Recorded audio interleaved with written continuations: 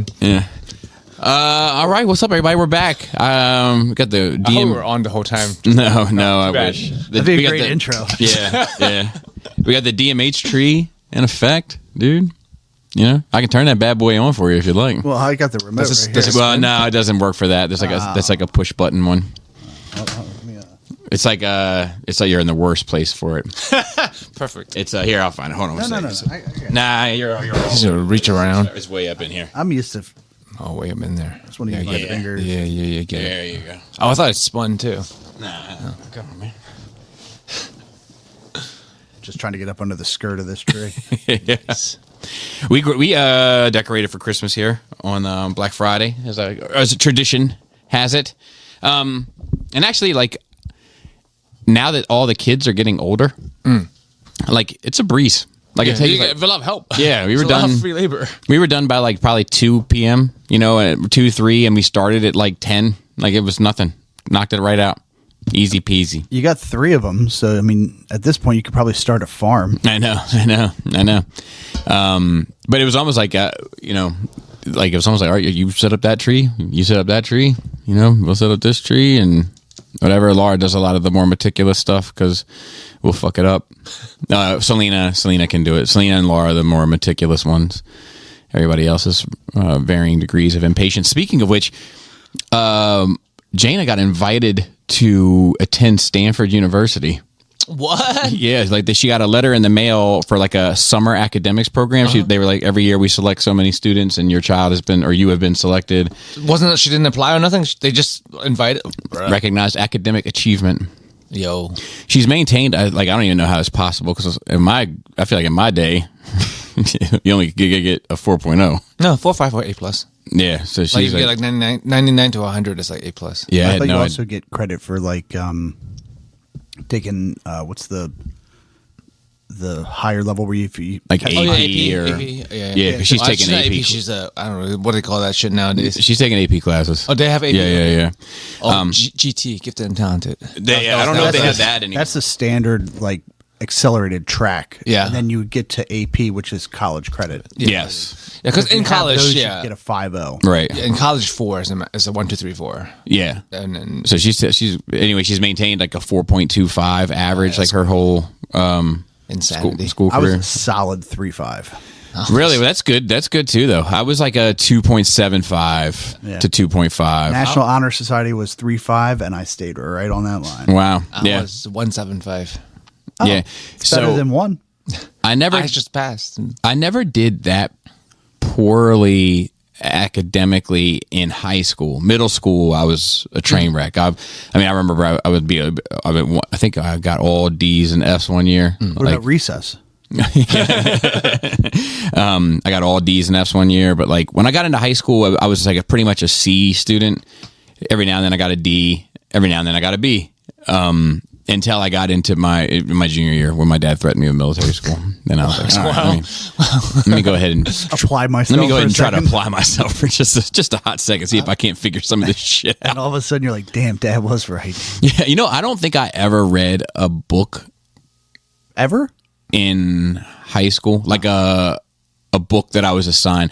I don't think I've ever read a book I was assigned to read in my life. Oh, that's a good question. So the worst ever for me was freshman year to sophomore year of high school, and I was assigned Ivanhoe I believe it's a state called Idaho. over the summer. That is a horrible book for like a 13-year-old to have to read. over Like the- inappropriate or just bad So- or droll. I remember very little of it, but I remember like the first 11 pages were them describing the doors to the castle. Like Anne Rice? I am Rice. I was just thinking. I it remember was them going for pages about a blade of grass. I was like, and here I am at like 13 being like, I want to go outside and play basketball with my friends. right, And it's like, right. No, you've got to read this 900-page book and write a book report on it due by July 31st or something like that. And it's like, fuck you. yeah. I don't think I ever read a book that I was assigned. I read comics. I don't think I read my first novel I read a lot of novels that I chose to read. So I read Heir to the Empire. That was like the first Star Wars novel, whatever year that came out. That was Timothy Zahn, and it took me a while. It was like, God damn, how long is this motherfucking shit? Like, I read a lot of them that I enjoyed in high school that were assigned, but I think that was just because the teacher that I had was selecting stuff that was. I read some that was assigned because I wanted to read them. It was like fantasy novels. No, like I read like Fahrenheit 451 Oh, yeah. and Yeah. like Animal Animal Farm. House? No, Animal House. No, The novel? I don't think there's a novelized version. Are you sure? Are you sure? Because No. there's a novelized version of Transformers, the movie, not the '89 either. Right. So yeah, there's a lot of good ones in there that. Cat's Cradle. I love Cat's Cradle with Ice Nine. Yeah, I didn't even necessarily Vonnegut and stuff. not enjoy the stories, but I could just come to class and hear the discussions. Yeah, and then you just and I'm like, yeah, okay, I know what's going on with Johnny and them. Like, No, I don't know. I was a D- student by default because I made enough effort to pass. I knew exactly how much I needed to do to pass, and that's all I did. But I knew I had an A brain. well, It was dumb. It was like I don't know. I think some people need the certain aspects of schools, and some people don't. You need school. Everyone needs school. I'm not saying you don't need school. You need, but like some people need homework, and some people don't. Right. But you can't make some people do homework and other people don't. Right. Yeah. I had like I would always have like these like vague sort of things to say if I ever got called upon, you know, like, they'd be like, what do you think? And I'm like, oh, well, it's funny because I think it's actually like, you know, metaphorically, it kind of shows the conflict between good and evil seen through an eye that's slightly askew. Word salad. Yes, I mean, You know, and they eat that shit up, you know? people still eat that shit up now. We got word salad in charge of things. And I loved my fucking high school junior senior English teacher, Miss Morris. She's like the only teacher I ever had that like really truly invested in me. You know, like she liked me. She thought I was interesting and like, and so she would like engage me, and I knew she knew I was full of shit. You know, but I like I tell you, I let her down one time. So this is like one of those ones that like when I think about it, hot? yeah, like so yeah, I didn't give a fuck about much in high school, and I certainly didn't give a fuck about like getting in trouble and teachers and principals and, you know, consequences and all that. All that sort of stuff was sort of abstract concepts to me. And this is a good story. And it has legs. So there was this guy. He was like a lacrosse player, like that type of crowd. And he went up to my buddy Kenny, and he didn't know Kenny, and gave him $20 and told him he was trying to get some weed, right? And Kenny didn't even sell weed. So Kenny was like, all right, thanks, and like took it, and he was like, took the money, and then Kenny went in the snack line and like bought us all snacks, like the crumpets and the cookies, like the, you know, the milks were chocolate, the cookies were butter crunch, and all this shit. And then the dude was like, where's my fucking weed, right? And he's like, man, I don't even sell weed. I thought you would just give me $20. And he was like, I'll call the law. So this dude like started like talking a gang of shit. And we were in like, my high school had like stairwells, like it was like 3 floors. And we caught his ass in this fucking stairwell and beat the shit out this dude. Bad, you know. And he actually initiated the aggression of the situation, but it was like, it was over before it started in many ways. And anyway, this dude had his like what his jaw like reconstructed, wired together, and all sorts of shit. Like he was a mess. And anyway, when it was all like getting broken up and everything, like Miss Moore saw me involved in it. Like she looked at me, and you could see it in her eyes, like, come on. You know, just like one of those. Like, didn't say anything to me. Like, I could just see it in her fucking eyes that she was disappointed and expected more of me than like, you know, the riffraff I was associated with.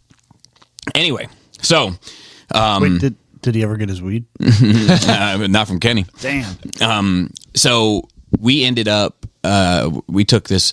My school had like a VOTEC aspect to it in the afternoons, and we had to take a bus over to this other school in the afternoons, and we didn't have assigned seats on this bus, but we'd all been sitting in the same fucking seats every day.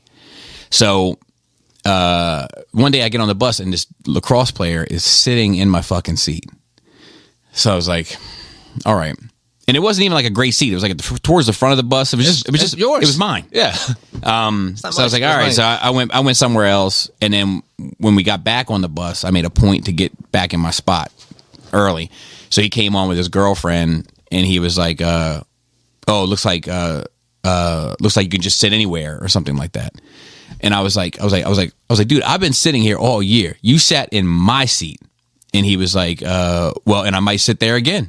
And I was like, and you might get your jaw wired shut again. And anyway, so he complained, or he went to the administration. He sounds like a bitch. Yeah, and said that he was fearful of getting hurt again. And I got called in. I had to have like a conference with the vice principal. Now the vice principal was this Cuban dude, and I won't say his last name, but his first name was Pepe, right? And he was an asshole to everybody, but I always liked him because he was like my type of asshole. I respected him. Anyway, on your on like a typical desk, there's like the flags that sit across, and one's like a Maryland, one's the United States. So he's giving me. It looks like he's getting ready to hand me over a sheet to sign. And my ass is gonna be going to military school is the way it's looking. The way he's talking. He's like this. We have a zero tolerance policy. You were already mixed up in this other thing. We can't have liabilities. Like, this is the type of talk I'm hearing, right? And I'm like, fuck. So I'm like scrambling. I feel like Kevin Spacey in Usual Suspects. I'm like looking around the room for fucking shit. You know what I mean? Like Kaiser Soze. And I was zeroed in on the flag, and he had a Cuban flag and an Italian flag. And then I was like, all right. So I'm like looking around, and I see a map. He's got a map of Italy on the wall of his office. And so he's like, so we're gonna have to do something, is what he said. And I was like, yeah. You Italian? And he's like, no, I'm Cuban. He's like, I just find the culture beautiful, the country beautiful, everything. I was like, my grandmother is actually from Italy. And she was like, no kidding, where? And he was like, do you know where? And I was like, yeah. And I got up and went over to the map, and I showed the town that she said she was. And he's like, I've fucking stayed near there. He starts going, and we start having this whole conversation about food, culture, everything. And then he's come back down. He sits down. He's like, I don't think I'm going to have to worry about this with you for the rest of the year. And I was like, me neither.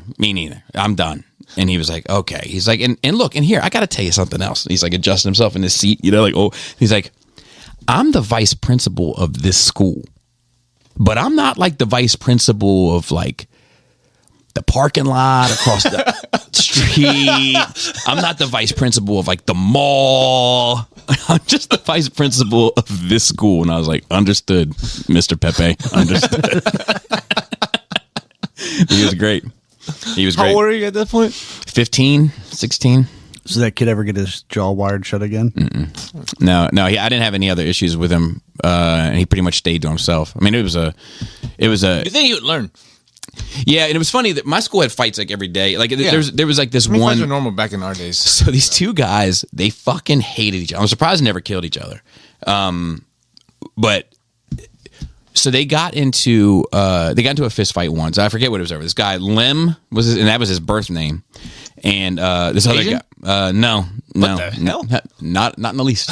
And this guy Jaws, and I think his real Birth name also? Yeah, I think his real name was Clarence.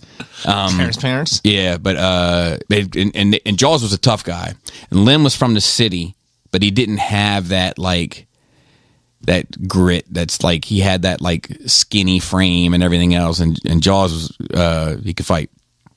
Anyway, Jaws fucked this dude up, and I liked Lim. I liked Jaws too, but I was closer to Lim, but we weren't super tight. But he fucked Lim up, and they both got suspended for 5 days, and then they'd come back and they'd fight immediately and get. They probably went to school in the first couple months for 5 days because they would just come in, get suspended, get sent back, come in, get suspended, get sent back.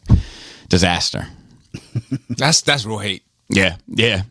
Except they never killed each other, which I'm actually somewhat surprised. So we because I went to a private school, but in the city, and so we had a boxing match after school, like 3 days a week, down the street in one of the little project, the projects that were just up from there back in the day, and like even the people that live there were like, "Don't fuck with those white boys. They're doing some weird shit." It's like people would pull up, trunks would open, gloves would come out, dudes would be like getting knocked out and shit, like rolling around the parking lot, and then 20 minutes later, the clothes go back in the trunk closes, drive off. And then they'd be like, and a fair amount of them are here on a wrestling scholarship.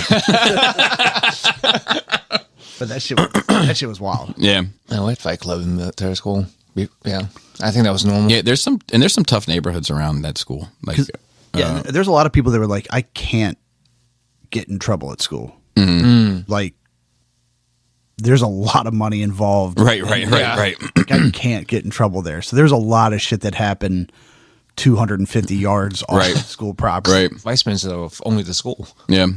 Anyway, Farrell, you would have gotten your coffee first. Joey, how was your nerd week? But Thanksgiving. Yes. Good times. Yes. It was a good time. Some nightmares. Yeah, we played Atmosphere. Atmosphere. Oh, yeah. Atmosphere. Bro.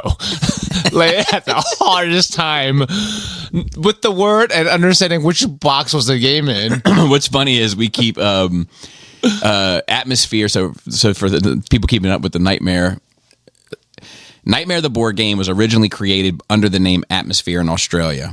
When they marketed it to the West, they didn't think that and Australia's like Western culture, but when they marketed it to the Western Hemisphere, they didn't think that like Americans and the British would consider a game called Atmosphere. They thought that they would just, even though the spelling is Atmosphere, they thought they would just write it off as Atmosphere. Nightmare would really drive it home that this is a horror game. So they rebranded it for like the UK and the US. Well, Nightmare had one game and then 3 expansions, and then it re-released and rebooted as Atmosphere version 1, The Harbingers, which is what we played. And we hadn't played it yet, my family. And what was funny is you had the same characters and everything, but like you have symbols for them. Before it was like gravestones, and Nightmares like gravestones, but in Atmosphere they're like symbols that represent the character. So like the poltergeist is like a stack of children's blocks that spell her name because she was like a baby doll, like she manifested in a baby doll.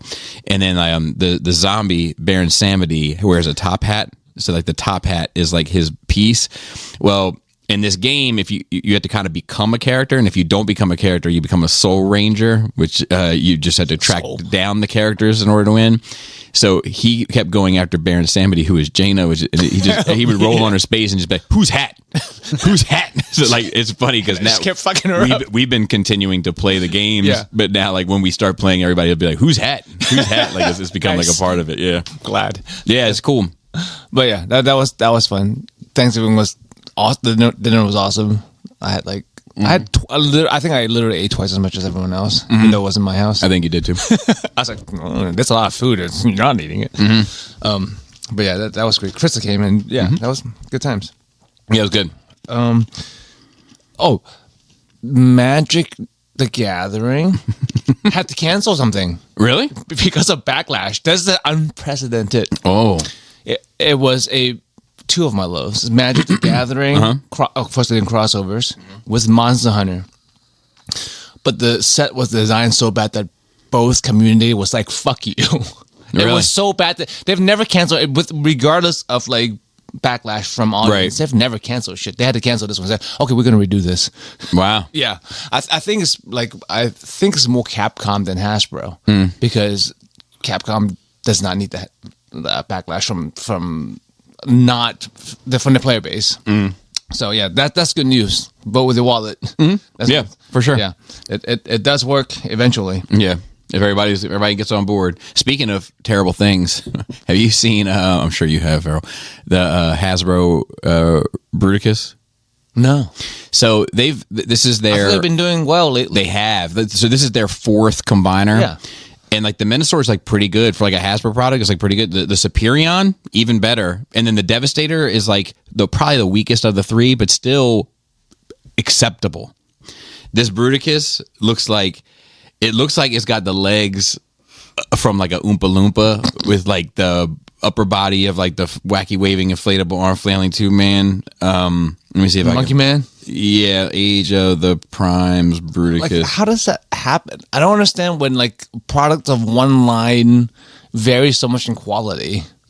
Yeah, it's a mess. It's not a fan's toy.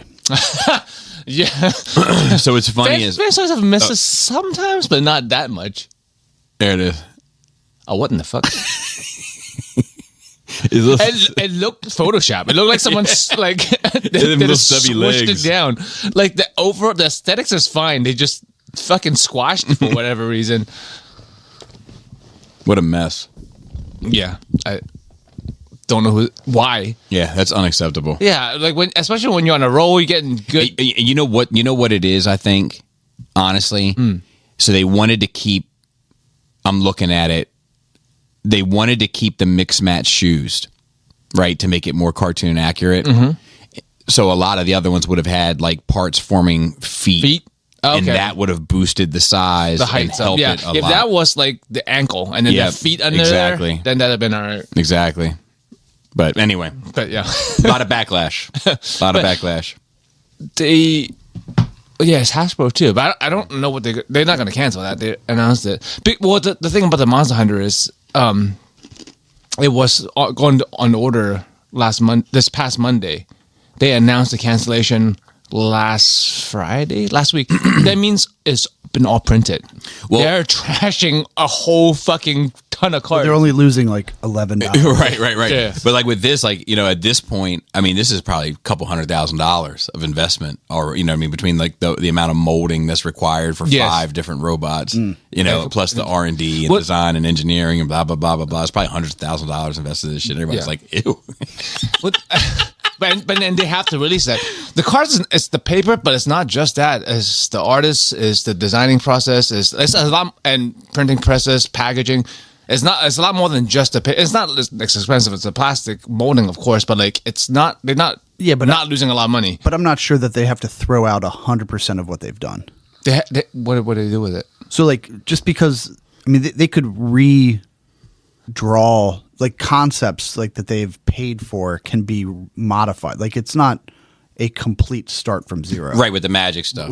Yeah, because all they got to do is redo, because the artwork and stuff, that's all sorted. So they I think they're gonna have to redo everything. You think they're gonna have to redo the artwork? I think if they try to release the same artwork with different words on it, people are not gonna they need to knock this out of the park. Even if they change the artwork a little bit, like they at least have the concepts. The concept sucks. That's the problem. They have to everything about it. They misspelled one of the monsters' names. An official product, and Monster Hunter players are like, what the fuck is this? Right, but it's not start from scratch, but they have to redo a lot of it, and they have to make sure they knock it out of the park. So, Good luck to them. Good luck to them. I mean, it's good for the fans regardless. It's got to be better than what garbage they were going to release, which was hot trash. But even I wasn't going to buy it, and that says a lot. Yeah, because I buy stuff nowadays. I buy Magic stuff for the IP I like, and not for the Magic. Right. Because I'm picking up like $600 worth of cards that's coming up Friday. It's a holiday release for the Final Fantasy stuff. But nice. That's what it is. Dumb. $600 in cardboard is dumb. Makes you happy. Does it though? Well, that's for you to. That's answer. for you to decide. It's getting to the point where I'm not sure. Yeah. Like we were talking about addiction earlier. Is this just feeding my addiction, or is it actually making me happy? Is this actually something I want? Yeah. Which receptor does this? Yeah. Latch on to? Because I slowed down buying in general in the past few That years. shit sounded Chinese as fuck. I slowed down bang. Bobby racist face. Every now and then, one little bit slips through. When I get excited. But yeah, because I know there are things that comes in, and I'm super excited, and I'm happy, and I get emotional about it, and then there are things that's like, oh, that's nice, and I'm trying to cut out the oh, that's nice parts. Yeah, I mean, dude, I can't believe I don't think I've made enough of a big deal about it really this year. But like, I finished my Marvel Legends collection. Yes, I mean you've been finishing lines, but the thing is, Hold on. nice. Just turn on the lights. Like, are you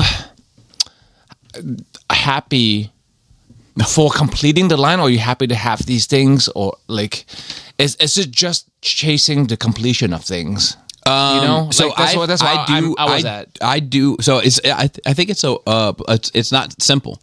It's a complicated batch of emotions. So like, I think I am happy that I completed something.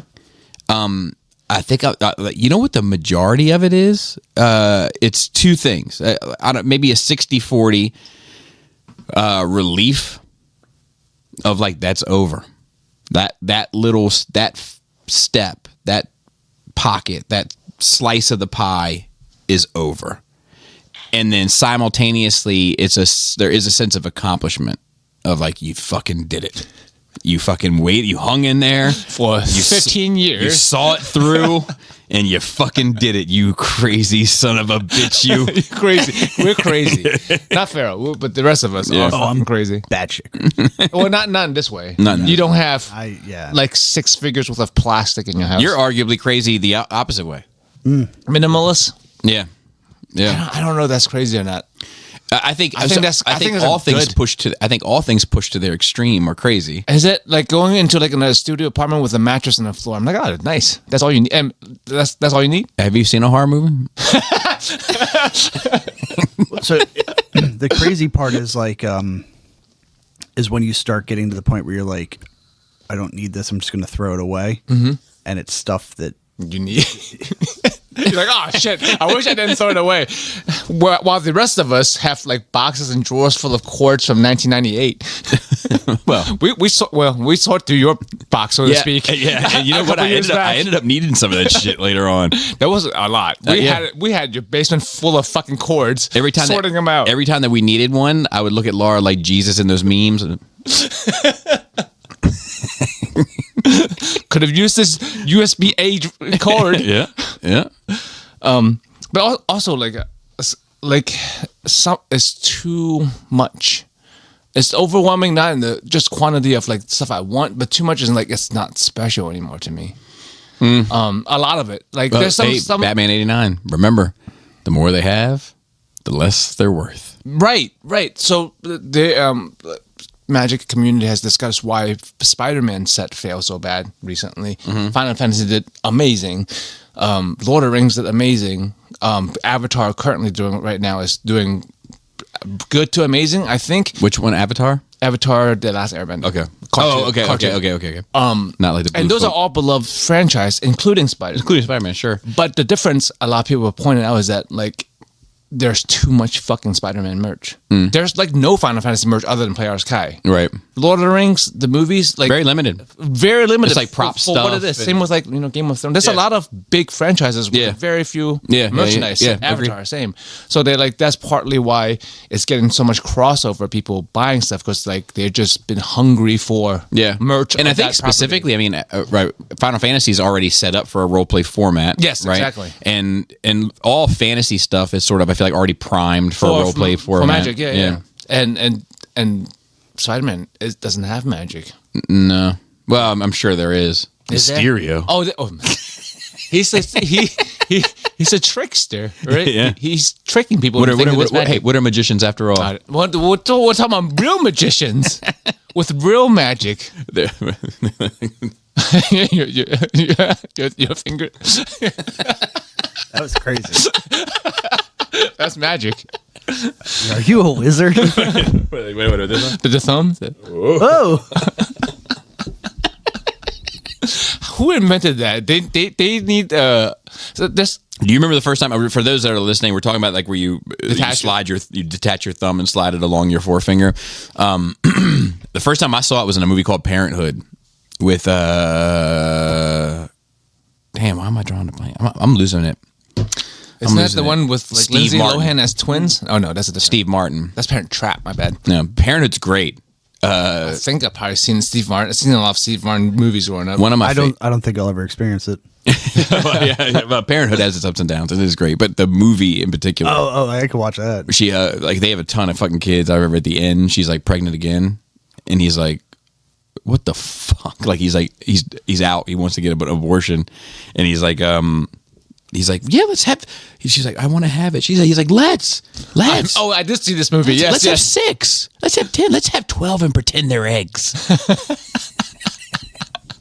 And she's like, they're old at that point too. and she's like, he's like, you know what? Fuck it, I'm going to the garage. I got to fix the such and such. And she's like, you don't have to do that right now. And he turns around and he goes, my whole life is have to. And every time it happens, I look over at Laura.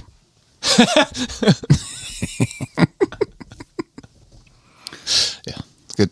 Yeah, good movie, Parenthood. Yeah, but yeah, there are certain things we as a society know and will always know, like that thumb trick. Somebody needs credit for that. Yeah. Somebody came up with that, and we've been using it for decades at least.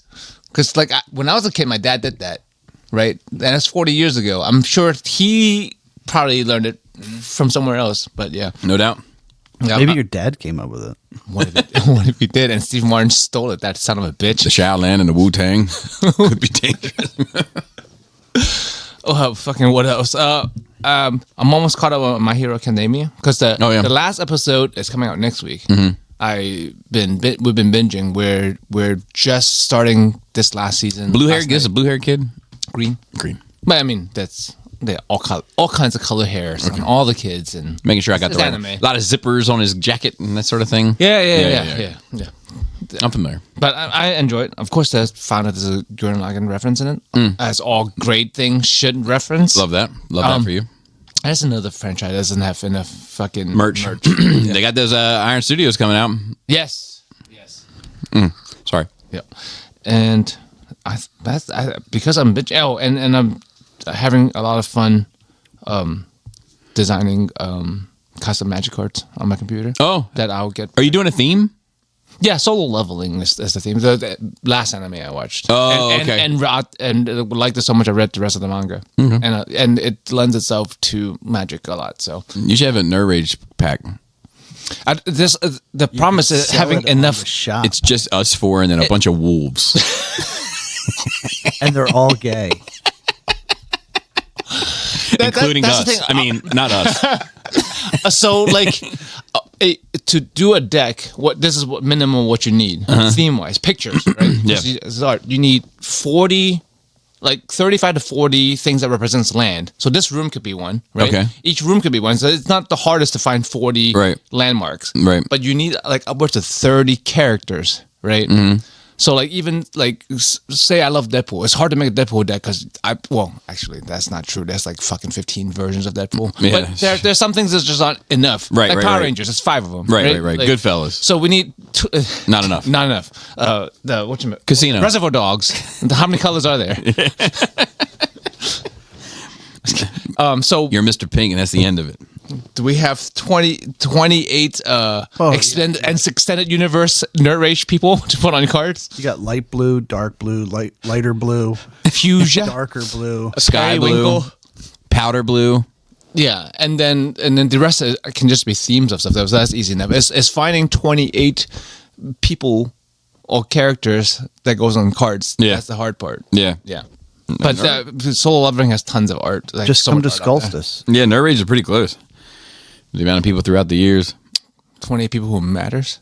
To Nerd Rage, specifically? No, but I mean, like... Start naming them so people can feel left out, Bobby. So I mean, no, I'm not going to do that. Has there not been 25 guest hosts in the... Oh, I would say there probably has really? been. I would say so. Okay, so us four, Adam, he could be the villain. No, this is all one deck. This is is all Adam, us four, Adam, and then he's the most powerful because he's never left. Dante, Phil, right? I mean, the every deck has the commander. It has to be Bobby because he's the host. And he started it and he's still here. No, but the commander isn't necessarily the most powerful person in the deck. He leads your deck. Right. So he doesn't have to be the strongest, but he has to be the leader. Adam can be like the strongest solo card. And then Just when not the leader. combined with the commander, it becomes They are combiner carts, by the way. So Phil, Dante, and then You're doing it. You're naming them. yeah, we got so. You go. Keep on. Keep No, going. no, these are guest hosts. These are just guest hosts that have been Okay. here throughout time. So Jordan W, Derek B, and then I would say that those are the most frequent, right? Yes. Then we've had Angry Gary. Yes. That's 10. We have to put Jisk and Robert D in there because they're part of. Okay, Jisk, Robert D, Chucky O, Chucky O. Yes. Shangli. Shang Li, Evan, the King of Pasaconda. Yes. That's it. That we're at 16. KC, 17. Brian Godzilla, Yes. 18. And That's. It's getting there. it's getting there. I don't know, like this is all the top of my head. Yeah. You know, and I'm sure there's been other people if I would go back through time. If you go to like episode 500, Oh yeah. Yeah, if you talk about all those folks that have been on from certain times, like Brink and Brink for sure. Gort. We talk about people. We talk about a lot too. Counts. Yeah. So that's like 20. So I mean I think it's possible. You give me a list of 28 people with pictures. I'll make a deck. Sweet. And then we'll package it and sell it. on the shop. I mean, that's what I you said can't- earlier. People on Etsy sells custom Magic decks, so Yeah. you can have on your Bobby Skullface Smith and BobbySkullface.com. Oh, it's BobbySkullface.com, not Myth And then what you really do is you have, of all the main people, you have a one of one signed, Oh, you can have what people do sign. and it's just randomly put in. So you Yep. So put a comment if you want a custom Magic And then we can Gathering Commander deck for Nerd Rage. Dude, and then we come up theme. with the weapons and stuff like my vape, Yeah, no, there are equipments. your foreskin. my can my special power my Oh, be- ball sack tube. your ball sack. My ball, but I'll put that on a card. I don't give a fuck. like when I'm alone, I'm more powerful. Yeah, there are cards like that. There are cards when if you attack alone, you get a bonus. Coffee power ups. Coffee, energy drinks, crushes, orange crush. Yes. Edge to edge cheese. Edge to edge cheese. Oh, I didn't bring it over. I have the pieces in the freezer. Oh shit. I didn't. I'm That's all right. sorry. Next time. They're Next with like time. three. Next of them. time. Pink- Thanks for the pizza. By the way. Oh my god, yes, Matt B. Shout out to him for sure. We're gonna tear that shit up. But Laura's got to be in the deck. Laura and your three kids. Yeah. we talk about them every episode. yeah, Pinkerton can be like some sort of craftsman. He can be a Yes. forger of Artificer. tools. That's what they call it. Yes. See? Yes. See? Laura can be the healer. There are cards that bring other cards back from the graveyard, so that can be her. Could there be something like tap 3 mana to add some new thing into Bobby's smoothie or whatever, To buff. and he gets a +1 for every new. There are- those chia seeds. All these effects can be adapted. People do with themes. So yeah, if there's enough people who actually want one, I'll do it. Yeah, we should do it. The hardest part is just finding good pictures. You don't want a fucking random candid picture. You want something right. decent. Yeah. Like tap 6 mana to give Farrell 24 Modelos. Takes no damage. Wow. Yeah. That would be a fun project. Yeah. That would be a project for you to find the pictures. Yeah. And then a project for me to make the deck and make the cards. Yeah. And then you can sell it. I know a card printer plays, so Flex, dude. yeah. So that's that. And I think that's all I did, because when I get hyper focused on something, I only do that one thing. Yeah, I hear you. Farrell, how about you? So when was the last time we recorded?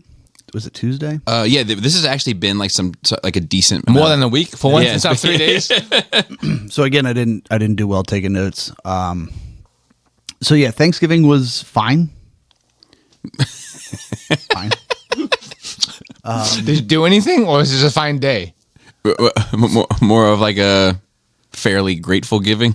Yeah, it's like I'm not unhappy that this day exists, but I could do without it. No, so we cooked ham and turkey and all the fixins and whatever.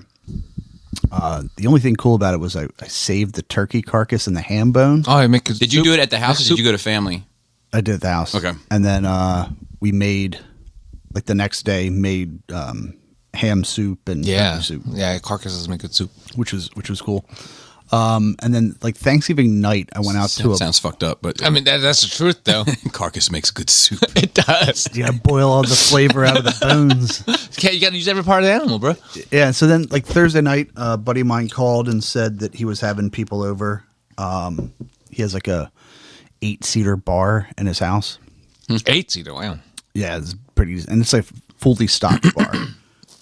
Like, Not an alcoholic, though. huh? Not an alcoholic. He's a bartender. So, but he has like his perfect bar downstairs, multiple whiskeys, multiple everything. Does he man it? Yeah. Okay. Are bartenders alcoholics by default because they drink every day? No, I don't think he drinks every day. Okay. Because that's my thing. Like everybody always wants like a bar, like a Yeah, but if basement. you're not going to... Yeah, it's just But for like, looks. I only want it if it comes with the bartender. Yeah. Well, so like, You're the own bartender. Yeah, That's well, the if point. that's the case, I'll just get it out the fridge. and I might have reduced him unfairly. He's like a bar manager. This is the guy that's at the trivia spot as well, that you call like a professional. He's a professional. Like he knows his shit left and right. Like Very, he's very the man. good. Yeah. Yeah. So he called me up because he had like a new Citra IPA on tap. Like he was just tapping, and he's like, "I know you like this kind of shit. I have people over for Thanksgiving. Swing on through." That's cool. So it was fun. And then Saturday I drove down to Virginia to see the family, and I thought Which part of the family? Because the family you don't see. Dad's side. dad. All of that side. Well, yeah, dad and stepmother. It's the only people there. Stepmother. No siblings. No, none of them were there. So, though I did talk to my brother, the one that's living in New Zealand, via Down under. via whatever FaceTime or whatever fucking thing like that, which is always weird. Like some people are very different from me, right? And the conversation that was happening was so surface level that it almost upset me. With your brother? Yeah. Yeah, it's awful. So what did you do this past week? And like, I hate those questions. Yeah. We do this. This is what we do here every week. Hello. Yeah. He's like, I hate this show. But it's like, because like I care about them, Right. No, Right. I get it. and I'd like to think I have a relationship with them that isn't surface level. Because it's a sign of distance Yeah, and it's also a sign to and me. disconnection. Like, To me, it's noise, right? And I hate noise.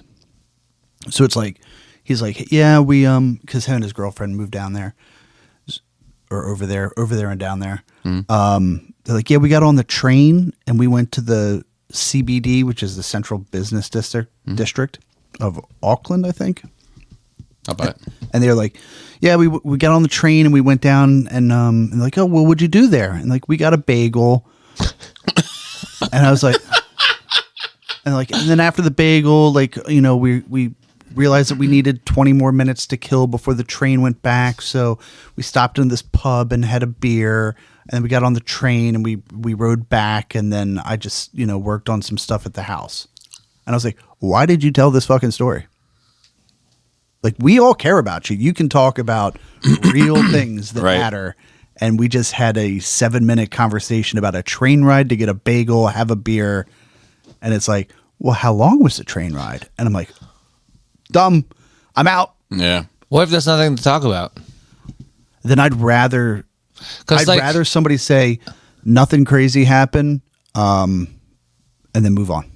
Like, I don't need to hear and then about there's like your- no conversation. Because like I know No, I try no. to keep my life boring, right? So that's not much to me. That's There's not much. true. That's not true. There's always real conversation if you want to talk about things that are real. Right. No, I agree. I agree with Farrell on this one because, like you don't do shit other than go Yeah. to work and come home. Yeah. But you've always got interesting points of view and things to bring up to talk about that are like some introspective, some existential, some like you know what I mean. Like that's just a It's just about whether you feel comfortable sharing that.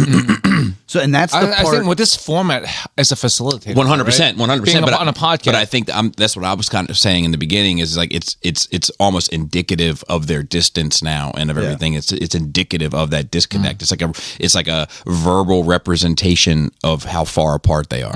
Yeah, and like that's the part where I'm like, look, if we're just gonna do noise, I don't need that.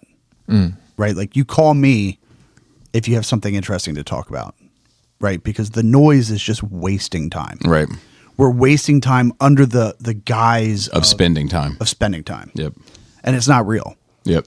Right. Agreed. So that's kind of like where I find myself. Like I thought about last episode with Ken the diabetic footman and like not wanting to talk to people.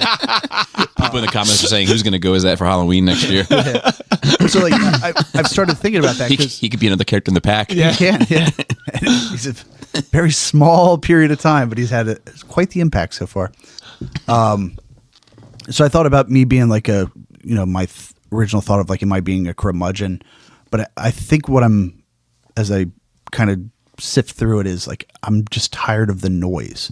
And there's so much noise in our society now. Like everything's noise, right? All of it's just distraction. And I'm like, I want to get back to real human interaction and real things that matter. And if you don't have anything that matters to the both of us, I'm okay just being silent. Just shut the fuck up. You know what I mean? Like, I'm okay with it. Yeah. Not everyone's comfortable with silence. But that's the thing for me. Like that's one of the gauges for me of friendship. If I can sit in a room with someone silent and we're both comfortable, that's how I know we're friends. I always say I don't have that with one of the many people at all. Yeah. One of the most bizarre relationships on the planet is the adult male friendship. Like it because it used to be so simple, right? You're like, dude, you want to come outside? Dude, you want to come over? Mm-hmm. Never like for what? Just like yeah. Like, and then like we'll figure it out when we get there. Yeah. Like maybe we'll play the game. Maybe we'll play. Like who knows? But when you become an adult, it's like you do find yourself needing to like circle it around something, right? Even this is an example, right? Yeah. Like it's like this is like in some ways it's an excuse just to like spend time with people and talk and bullshit, but it's still doing something. Yeah, and I'll have to think about that more, but like let's go to the bar so we can drink and then we can also do this other thing. It's using one thing as an excuse to do the other. Yeah, because just think about it. Bobby texts us. Imagine there's no Bobby texts us. Hey, want to come over and chat for 3 hours every week? With nobody, just want to come over and chat for 3 hours every week. I mean, I'd be down. Like that's not a normal thing to ask of somebody or to be asked of. Right. Yeah. So at this point in my life, I'd be down as long as the conversation was real. Yeah. Right. If we came over here and talked about like, you're like, I went to the grocery store yesterday and right. And it really pissed me off. They moved the white bread from the end cap to the center of the aisle. And at first I thought that the white bread was gone because it wasn't at the end cap anymore. All they had was the multigrain there. And then as I started going down the aisle, I realized the white bread, I'm like, shut the fuck up. What's your go-to pack of sliced bread? The Weas brand sandwich bread. Because it's $1.39. And it's just all bread is a delivery system for something else. Oh, you can just eat good bread. Yeah, it's a lot of disrespect going on here on the bread side of things. I'm not feeling it. Well, to me, it's like a delivery system for butter. So to me, it's an integral part of the experience. Yeah, you can't just eat butter. Well, I mean, you can, but it's not going to be as good. Because like, I hate add something to it. I hate when you see somebody with like a little ass hamburger bun. And it's got a hamburger the size of fucking Mount Everest sitting in the middle of it. And in my head, I'm like, you are literally using that bread just to keep your fingers clean.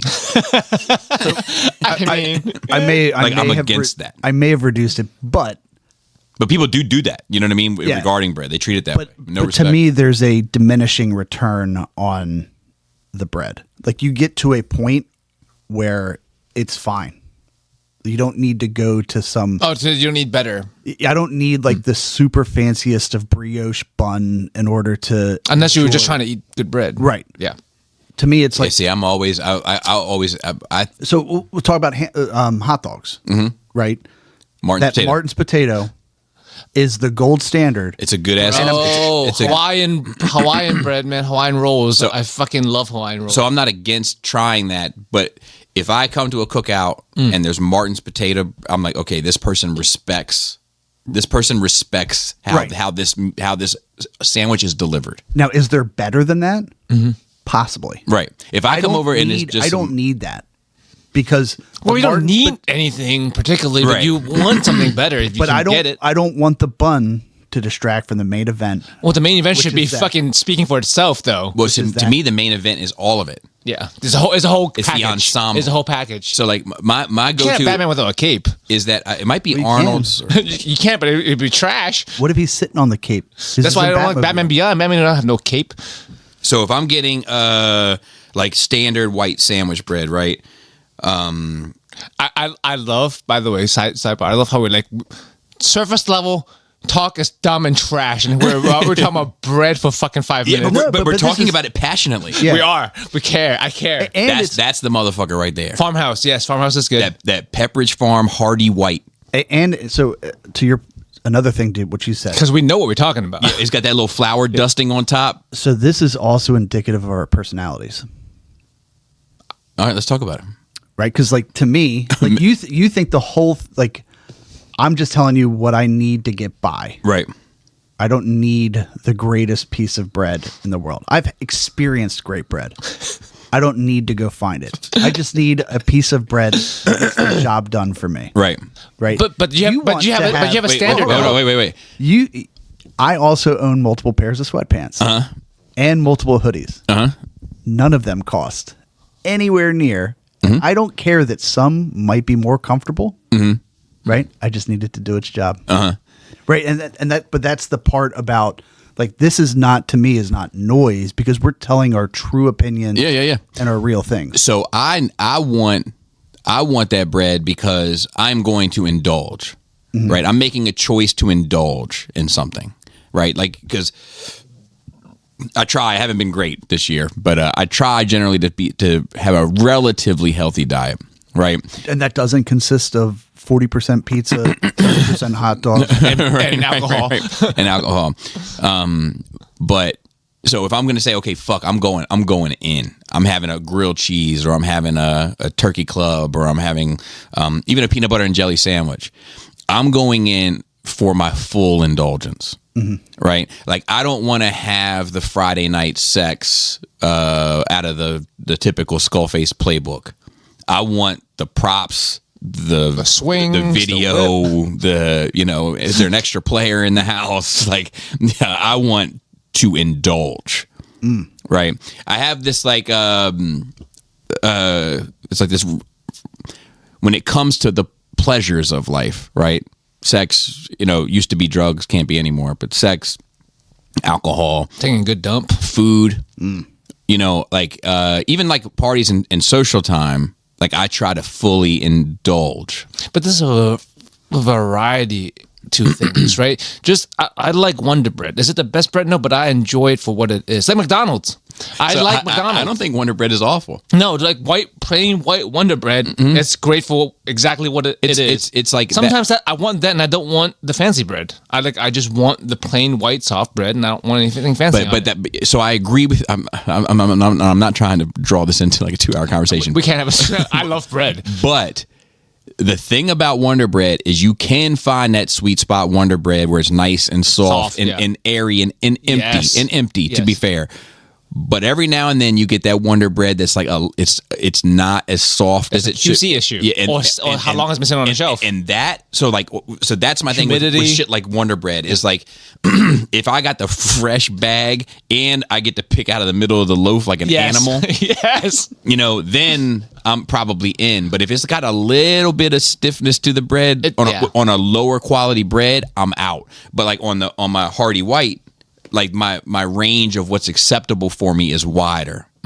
If that makes sense. I mean, I specifically, bread matters to me so much. There are restaurants I specifically go to because of the bread and not the food. Red Lobster being the greatest example. Yeah, cheese biscuits, right, yeah.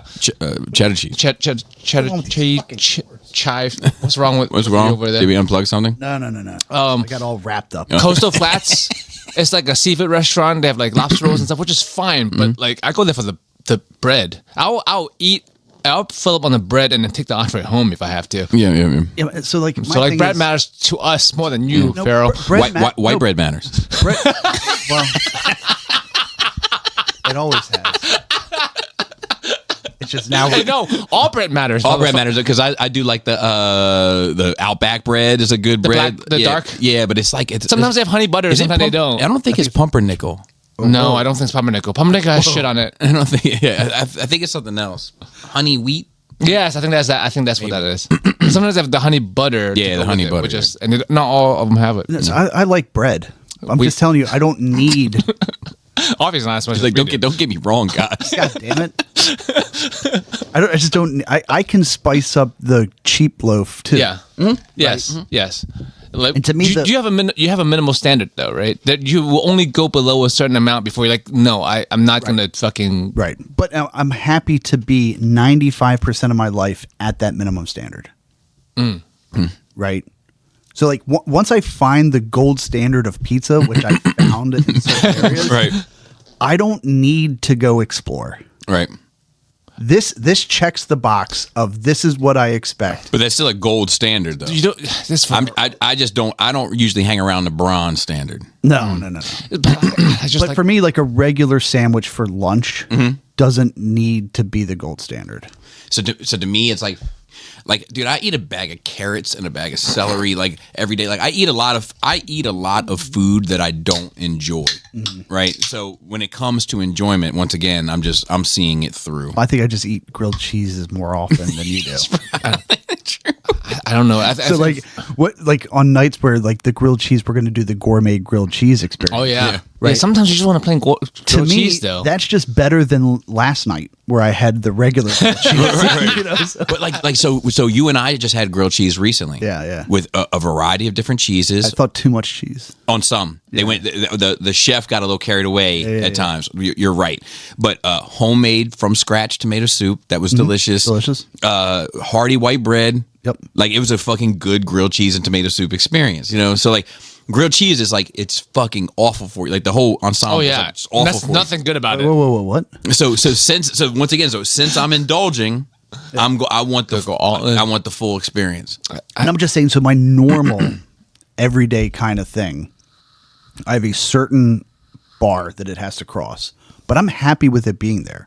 I don't need to indulge in everything often. Right. Right. There's certain things that I indulge in too often. Right. Same. Right. But for me, like if I have grilled cheese, I mean, I might have grilled cheese 3 times a month. Right. For months, it can be the standard store brand white bread, toasted regular butter, just, whatever cheese, and because it's just checking a box. Right. And then every once in a while, we have the gourmet grilled cheese experience, which is great, but I don't need it every day. Yeah. I don't need it every time. I just like the variety. Like I would prefer a bronze or copper thing over a gold thing sometimes, just because it's different. Like Yeah, well, like, And I'm a routine guy. and I think my bare minimum is actually below yours in terms of food or in terms of like life. Like look at me. This thing is like this tank top I'm wearing is at least 4 to 6 years old. When Krista's not home, I literally live off of protein shake and Oreos. Like my standards are very low. I just like variety. I have socks in the rotation that are older than fucking Bobby's kids. Yeah, I have t-shirts from high school, and I'm fucking 44. Yeah. Like, I'm like, I ain't throwing this shit out. It still works. It still works. It doesn't have holes in it. Some It's of faded. them have holes. They're just in the right spot. But yeah, that. But yeah, so Thanksgiving was, So anyway, How was the bread at Thanksgiving? Do you have we had awesome rolls. They were the fucking rolls- fantastic. Toll House. rolls were I not think. good, which was a shame. That's a damn shame. They were just dry. Well, you they some looked it. carrot gold. Yeah. I saw them. They were like from an Amish place or something. I saw And them. I think they bought them 3 or 4 days before, as everybody was like gathering all the supplies for it. Yeah. And I think that they made a critical error in purchasing the bread too early. soon. yeah. You just gotta throw enough carrot Irish gold on that bitch. I mean, so I put mine in the Isn't this microwave the butter? for. That's the best butter. Yeah, Kerrygold. That is Yeah, Kerry it's Gold. not. It says Irish on it. I swear it says Irish. Yeah, I know. Kerrygold But you Irish said butter. Yeah. Okay. You put it too close. Foreign. It's fine. You gotta put a space in between it. So There's no Chinese butter, is there? I don't know. You'd be better. Duck butter. Ghee? Your wife was into that a while back. I mean, when God. it was like when I first met you. It was Yeah. like 8 years ago. Your she- wife was all she- about the ghee. Oh, she probably learned it to line your chakras or some shit. So outside of that surface noise conversation that I had with my brother, so then like I thought my dad and I were going to go out and listen to live music like we normally do. Mm-hmm. But on Thanksgiving, that's a thing? What was the weekend? Oh, okay. it's the weekend after, but that's normally our thing anytime I go down. Okay. Right. So my stepmom goes to bed like wildly early. Like Bobby. Like 8 p.m. It's like 7:30. Yeah, I'm usually at 9 at the earliest. But she's up at like 4:15 in the morning for whatever reason. I don't know. Does she farm? A farm? Yeah. I don't think so. Okay. I could be wrong. So we just ended up staying in because he had a bad experience the night before Thanksgiving, where he and my sister went out and the crowd was too young and too much. Worst. Right. Like, so he was like, you know what? The crowd being young or people getting old?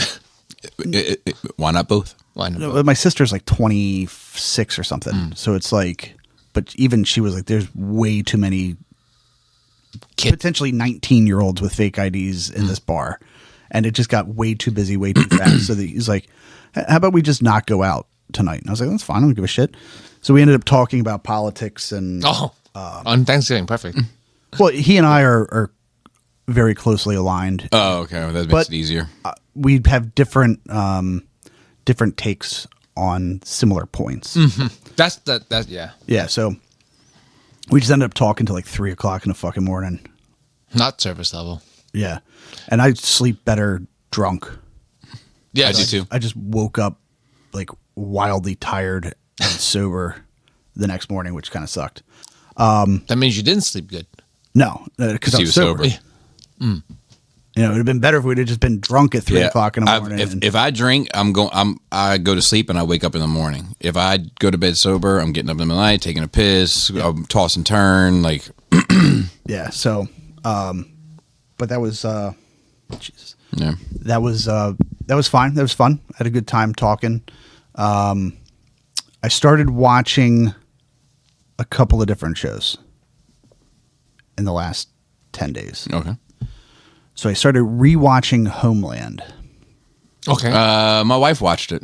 So it was originally a Showtime series, and I watched it. Homeland Security, right? It's like a type of thing. So she works for Like the an CIA. agent Yeah. So it's Claire Danes is the main character. Broken Down Palace, was that? Was she in a Broken Down Palace? She might have been. I think so. Good soundtrack. Yeah, she was also in one of Romeo and Juliet, 1996. My So-Called Life. She was in a lot of stuff back in the day. Yeah, she was really popular. Yeah, My So-Called Life was like a big deal when I was in high school. Yeah. So I had this conversation with my dad because I had just started watching Homeland again, and he and I had watched it originally. And I was like, I think Claire Danes did a lot of damage to female actors because she's so fucking awful. Is she? I can't tell. Did she set people back? I don't remember. So she cries, and she's got the worst cry, and she cries a lot in everything that she plays. When you think of a great actress, what comes to mind? Actress? Oh, none.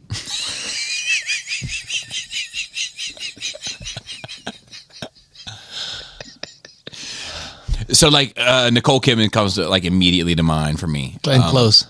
Yeah, she's great. Meryl Streep. Meryl Streep is great, These too. old ladies are good.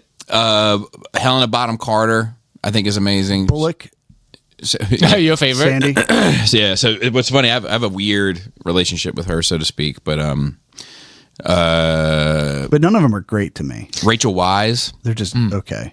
Really? None of them are great? Well, no, there's like good, okay, like in that middle range. No, I know what great means. And then there's the majority of them are I feel that way about actors in general these days, to be fair. But I do think those ones that I mentioned, and there's other ones too. There's one other one there's three women that I think of that are like, they all kind of look similar. I think they're all British. Helena Bonham Carter, Rachel Weisz, and there's one other one.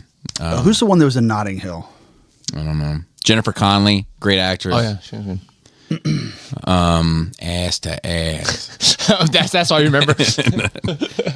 Big old eyebrows on that unit, but I'm here for it. But not Notting Hill. Notting Hill with Hugh Grant. I know Hugh Grant. Who's the other guy? Julia Roberts. Oh yeah, Julia Roberts. Yeah, That's She's a good actress.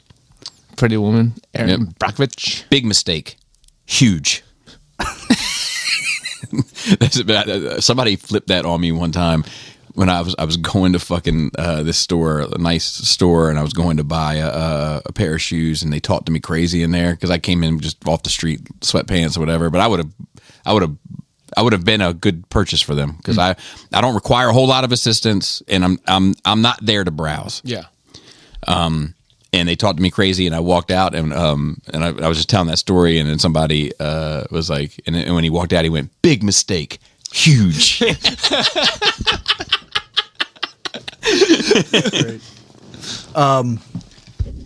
Yeah, so I like the concept of the show, of Homeland, right?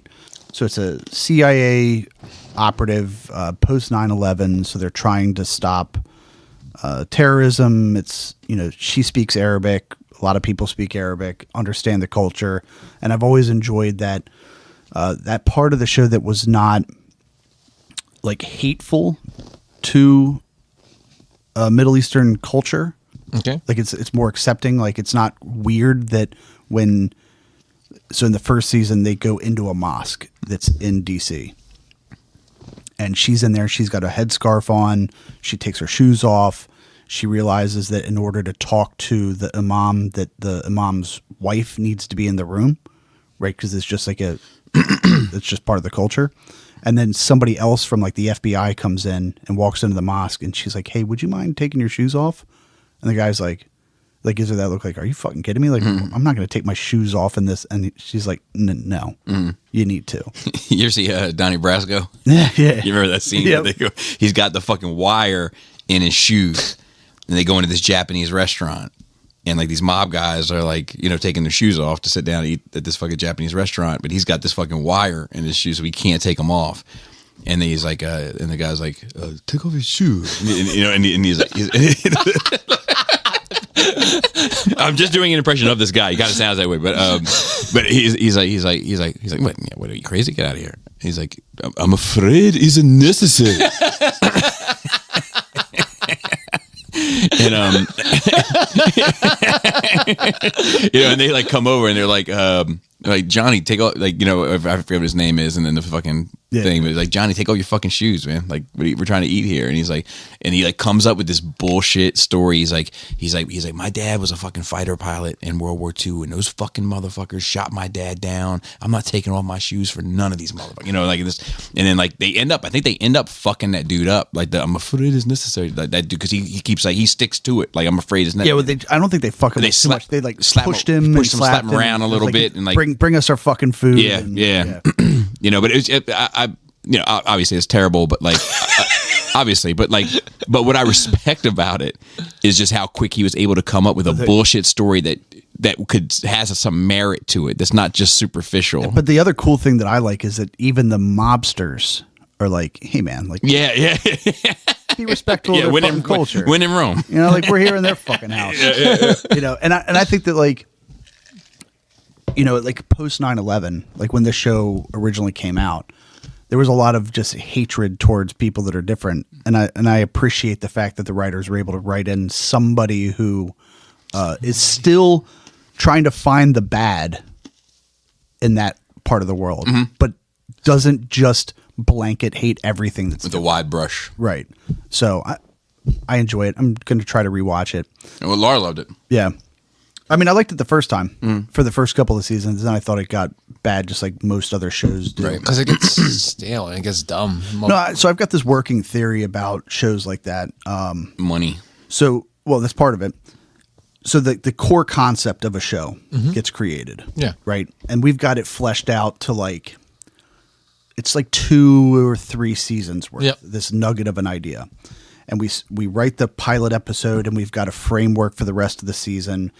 We shoot the pilot. The executives like it. It goes out. It's popular. Season 1, great. Season 2 is still written, it's based on season 1, right? It was all formulated at the same time. Yeah. But when we get out past season 2, we run into these problems where executives say things like, "Well, keep it open." Yes. Right? Keep it open for a season 4, season 5. But also at any point after this, season 3, They cancel you. we might get canceled. And in order to make it a great show, we have to be able to tie it up. Yeah. Right? Like, hey, this is the last season, wrap it up. So we get these weird, like, expanding and contracting worlds and timelines that don't really feel right because we don't want to get too deep into this character. Yeah. Because we might not sign that person and we might get canceled ourselves. But then they become in the next season, and now you've got this like shell of a person that is now part of the storyline that you never really got the chance to Or completely explore. different because of how long it's been. Right. So like, Yeah, the keeping it open things is one of the problems with like movies or franchises in general. It's just like people in charge, I guess, don't want things to end. Where it's like you can't have something that doesn't end to stay good. Like, that's why, not for nothing, I mean, Chris gives me a hard time about it, but that's why, it was one of the reasons why I love the British Office. Like, it's 2 seasons and then 1 in-cap special that's like an hour. Yeah. And it's perfect. yeah, because it was written all at the same time, Yeah. probably. Like the storyline was Yeah. completed. Yes. And now we're just filling in, hey, how The do we get moments. this person to here? Okay, but remember that. Like, it's all connected. But when you get to this, like, season 7 of Homeland, they didn't fucking have an idea for season 7 back when they wrote the pilot. Right. yeah. This is all just take current events, mash it in, like, here's the ingredient list, Right. blend it up, put it in the oven, another season. Yeah. I mean that's why they need things need to be written with an end in mind, like a whole outline. I mean, you might not know exactly how it ends, but like you need an outline of this is a premise, this is the world we're going to build up, but it's going to end like this Right. in a certain amount of time. There are shows that are like, well, this is going to be a 6-season show, and then we know ahead of time. Look, it's going to end in 6 seasons. We're going to get the whole story. And it's one of the reasons I like to watch animes that are adapted from manga that are finished because there's no filler, there's no like, and I think that's probably one of the reasons why Game of Thrones was good, right? It wasn't writing as you went. You already have Right, the you books, had the story. right? It's already completed. But that's Until you didn't. That's where the first couple of seasons of Game of Thrones Are were good. exceptional. And then the last is questionable, yes. contentious. And I'm not saying that Contentious it's is good. bad. I'm just saying Yes. that yeah. But at least it did have an end. It led to that place. I think that's part of why it was contentious. It wasn't just completely made out of nowhere. Like, it was going to end around that time, in the story. I don't know the story, but I assume it was ramping up to an end, and it was supposed to end there. Yeah, the but end wasn't written. Right. Right. Yeah, it's still not written. It's never going to get written. He's going to die and not get Right. written because he can't do it now. Right. It's impossible. But yeah, I like things that do end. I also think that a lot of times, like, the successful shows are where the executive producer of the show is the pilot, for lack of a better term, of the series. People will come in and write the episode, but he or she has the story mapped out from beginning to end. Like Sopranos, Yeah. it was that dude's show. He didn't write every episode, but it was his story to tell. He didn't bring in. There wasn't a whole lot of creative people coming in. He had to, like, overall add on. control. Correct. Yeah. Same thing happened with The Wire, whereas that one dude who, like, it was his vision. Other people came in to help him fulfill his vision. You know. Yeah, like It's like it's making sure all just the trying canon to lines up. keep stretching things and keep milking. That's the problem with like comic books too. That I've mentioned many times. Like, these characters have been around for so long. Like, and everyone has fucked everyone. Everyone has died multiple times. Everyone has been every other person. Wolverine's been Punisher. Deadpool's been Punisher. They've all been zombies. It's like Right. at some point you just don't care anymore because they no longer have an identity. Right. When so a story stops having an identity if you just keep stretching it out. Right. So things need to end. Yep. They do. So I also started so It's hard, Bible ended. hard to Greatest story ever told, right? It has an ending. Yeah. And not for nothing. Written. Not for nothing. pretty solid ending. Yeah, I mean, It's hard to close, but It's a pretty good ending. It's got a good start and a good close. It's got a pretty decent middle part. It stalled a little bit in Act 2, but right? Yeah, no, I agree. The transition between Act 1 and Act 2 was questionable. Yeah, but like once you get out of like Exodus, once you Exodus, yeah. Once you exit Exodus, it kind of falls off, and then and then like it picks back up with the reboot. Yeah. And then with a bang. And then it starts to waver, but it closes strong. Yeah. 7 seals and 7 demons and all this is like, let's go. I mean, that for nothing. Yeah. Good. They should base like a story structure off of that bit. Yeah. That shit. Yeah. So Bobby and I watched Rounders. Yep. Oh, with Ed Norton. Yep. With like the gambling. Yep. Yeah. It's a good fucking movie. It's Matt Damon. Yep. Yeah, I watched. I thought it was good. Good fucking movie. Yeah. So They get a shit beat out of him. multiple times. Yeah.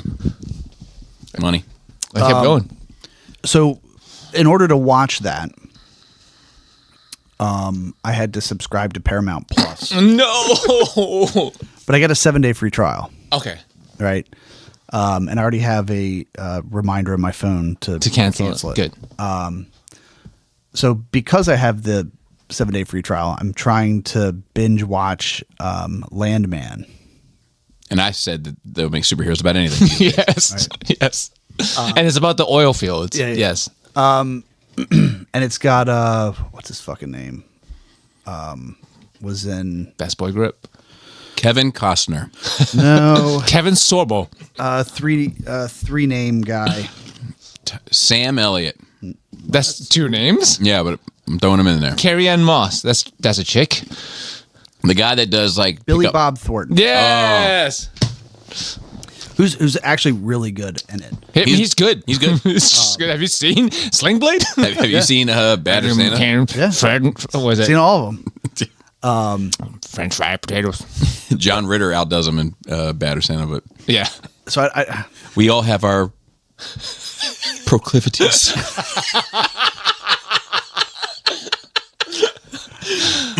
you haven't seen it, correct? Mm-mm.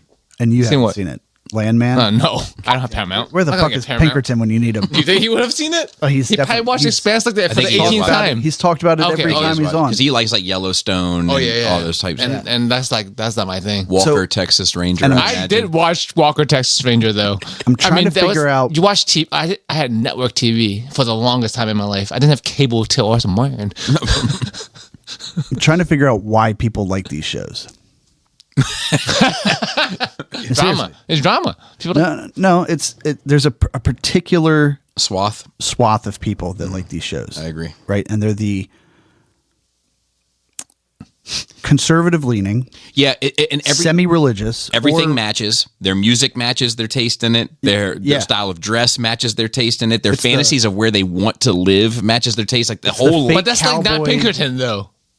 no, it's got Pinkerton. It's got Tendencies? It's got some Pinkerton tendencies from all that deep South shit, Piggly Wiggly shit. It's the Deep South shit.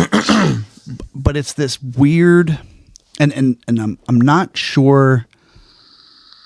Like I'm really trying to think this through. So I have notes on it that I can't share yet because they're not fully realized. But like in the season 1 of Landman, so he's this like oil executive, but he's not an executive. He's definitely blue collar. He's up in the morning. He's out there with the crews. He knows how the oil rigs work. It's a foreman. Kind of, but for like an entire like multi-well operation. He's Well. he's aggressive, right? He takes no shit. Like he's telling a cop like fuck you, like I own this town, right? So there's a couple bits of that in there. There's a time when he talks like that to his boss, and his boss puts him in his place, right? Which is interesting. He has a arguably super hot wife who's topless in season 1, and his daughter is supposed to be like 16 or 17, played by a 25, 26 year old, As usual, who's attractive, right? But in the show, she's a 16 or 17 year old. and there's a scene where she's like running out of the shower, and you see an ass cheek and everything like that, and that's weird. There's a See, part. that's the weird thing because the person is not but, right. like, that what it representing is. Yeah, it's like you're. So, but that's what I'm getting at. Yeah. Right. So there's another person in the house, and the daughter is there, like sunbathing, and he like audibly, like he should, like they show him, he's like looking out, and he's like, oh, I better start working from the other room. So there's like all this weird stuff in the show. Mm-hmm. And I'm wondering why people of a certain ilk seem to gravitate towards, and they all say the same thing, right? They're like, oh yeah, he's fucking awesome. Like he's a no bullshit kind of guy. He gets stuff done. He doesn't care what happens. Like he's hardworking, but he doesn't actually do a lot of hard work in most parts of it. Like he shuts a valve down when there's a fire at one of the things, but so he's not afraid of hard work, but he isn't the guy that's up at 3:30 in the morning sweating his ass off all day, like 12-hour shifts of like being dirty. Yeah. So it's like this, I'm trying to figure out like what about these characters, this lifestyle resonates with all these people that have no fucking clue what work like that is. Mm-hmm. It's this weird, like, it's the Yellowstone thing. Like, people that traveled the Oregon Trail to the west. Mm. Oh, you died of dysentery. Right? Most of them did. But why did people resonate with that so much when they are, just because they're wearing a flannel shirt with a cowboy hat? I think it's Western Howard County. Yeah, it's a fantasy. It's an idealized thing that never existed and doesn't exist. And it's also why does that resonate? It's a cultural buy-in. It's the whole culture. It's like you listen to the music talks about these sorts of things. You watch the movies are about these sorts of things. No, I get all the ingredients. I'm just wondering what about the allure that resonates. I think it's like the modern cowboy. I think it's like the modern cowboy. It's cosplay. It's cosplaying a tough guy. It's the whole alpha male grift, basically, in like with a slight southern dress to it. That's in my notes. Is it an alpha male thing? Is it grift? It's because it's not a real thing. The whole alpha male movement is fucking dumb. It's no, but the character isn't a grift. The character, the way they're portraying it, is living that. Right. But what about the person? But it's fiction, though. Is the thing. Because it's that particular type of alpha male, right? Is that particular type of culturally, right? So it's like Tony Soprano's an alpha male, but sure. they're not doing that. They're not buying bowling shirts all of a sudden, and you know what I mean? Like, well, some people did. For a Halloween party. Some people even bought the hair. For $700 or some shit. Or Avon Barksdale. You know what I mean? Like, but it's just within and because I think a lot of those people that are into that SWAT, they don't celebrate a wide range of media. No. Right. So it's all focused in that one channel. I had a conversation one time with a guy about The Last Jedi. Right. Mm-hmm. And conservative leaning, politically, not into a ton of media, but not the Yellowstone type at all. Right. That's the only show they've watched in the last 10 years.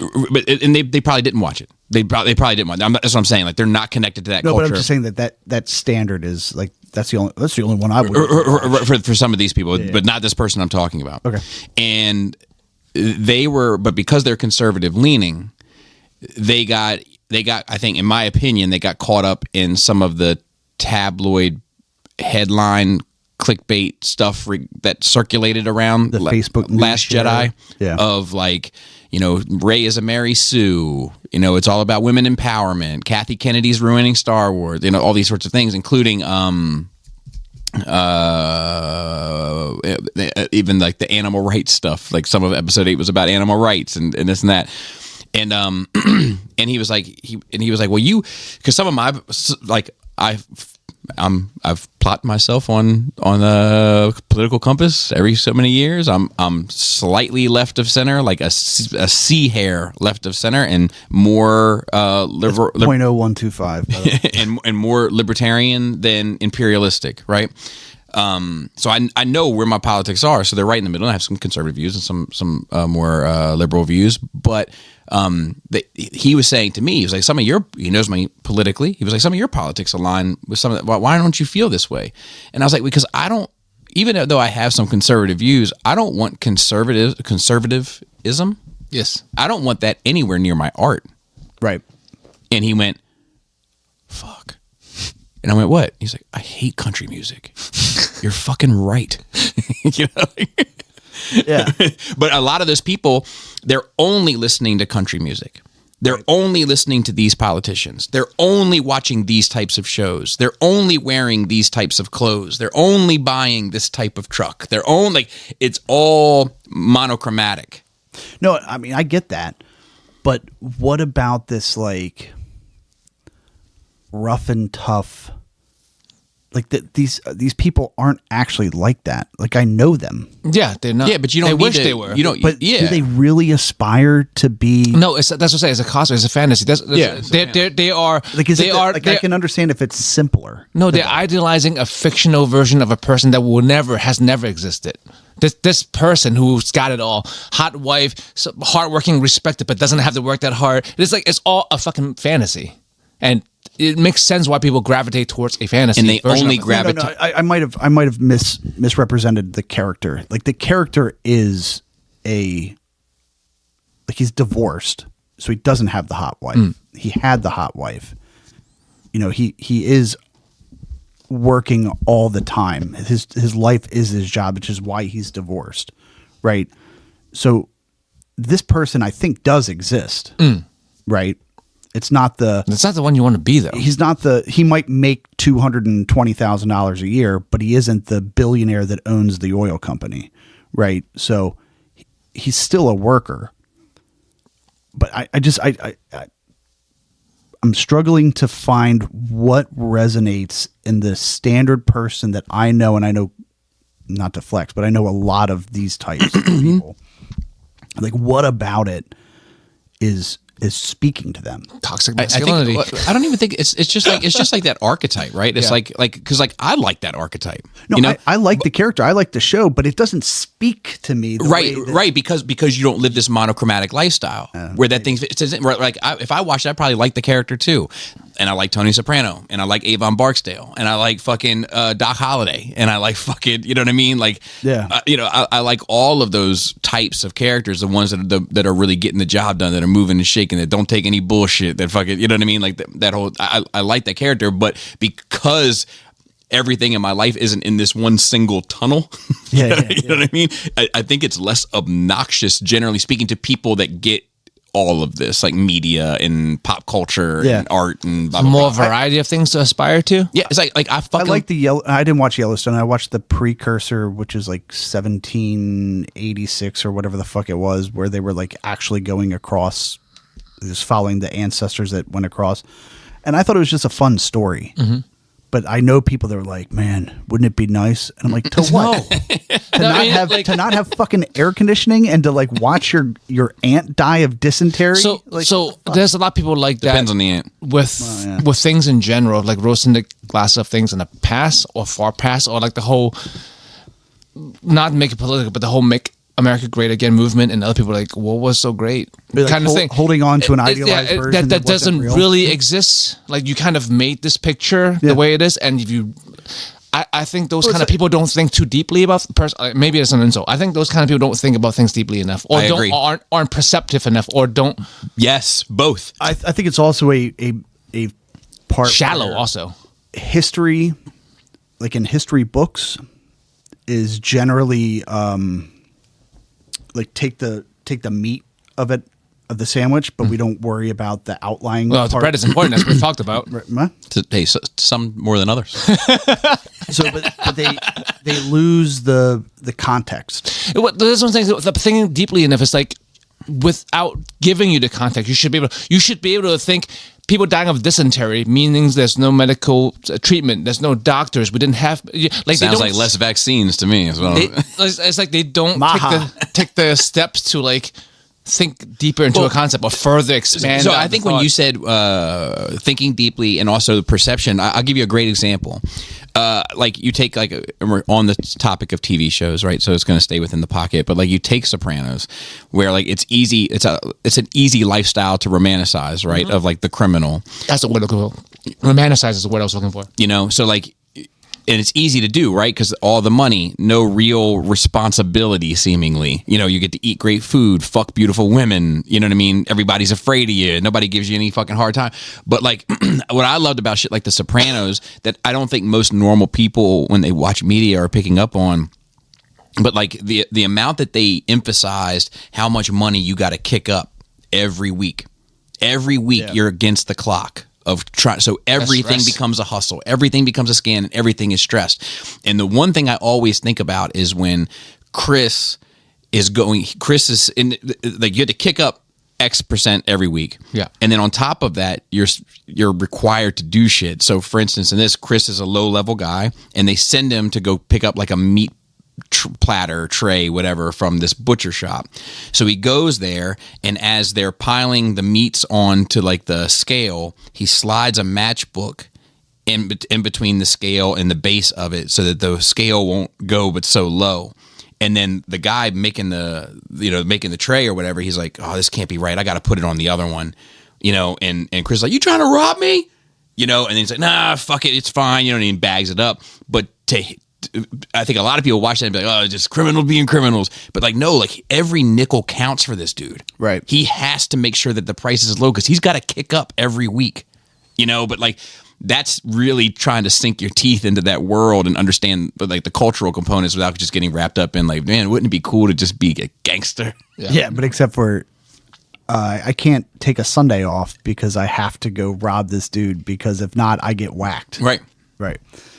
Or I got to pay interest, and before you know it, I'm owned, completely outright owned by somebody. Right. So yeah, so I'm working on like a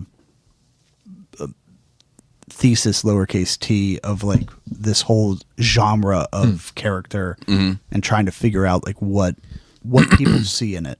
Right. So the only other thing I watched, which I finished last night, was the Death by Lightning. That happens. Right. So it's a show about James Garfield, president, assassinated 4 months into his presidency. And did not care for lasagna as far as we know. Right. Not orange either. So, you know, it's a 4-part Netflix series. It's 45 minutes each episode for the first 3, and then like an hour and a half for the last one. I thought it was really well done. And it actually kind of got me thinking about something I'm going to do in 26, not as like a, you know, for New Year's or a resolution, just making a goal of trying to learn about each president that has been, right? Because I realized that, like, I'm like, hey, I'm going to watch a show about, like, you know, James Garfield. I'm like, oh yeah, he's a president. He was assassinated early in his, you know, and I'm like, well, what else do I know about him? And I'm like, hated lasagna. Not a fucking thing, right? And it sounds like, if this is accurate, and I didn't look into him while I was watching the show because I didn't want to conflate reality with what they were trying to do. They portrayed him as a idealist in kind of the right way. So like, apparently, and this is all from the show, not from any independent investigation, they were trying to figure out the Republican nominee for president in 1882, I think.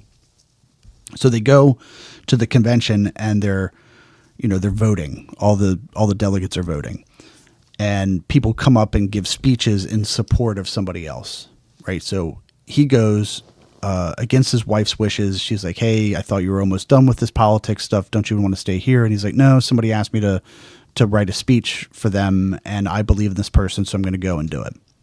So he goes, he gives a fiery speech that, you know, gained applause and is all idealism, you know, like, hey, we need to get corruption out of the government. You know, we need to focus on the things that has made us, you know, strong as a party. We need to talk about, you know, equal human rights, yada, yada, yada.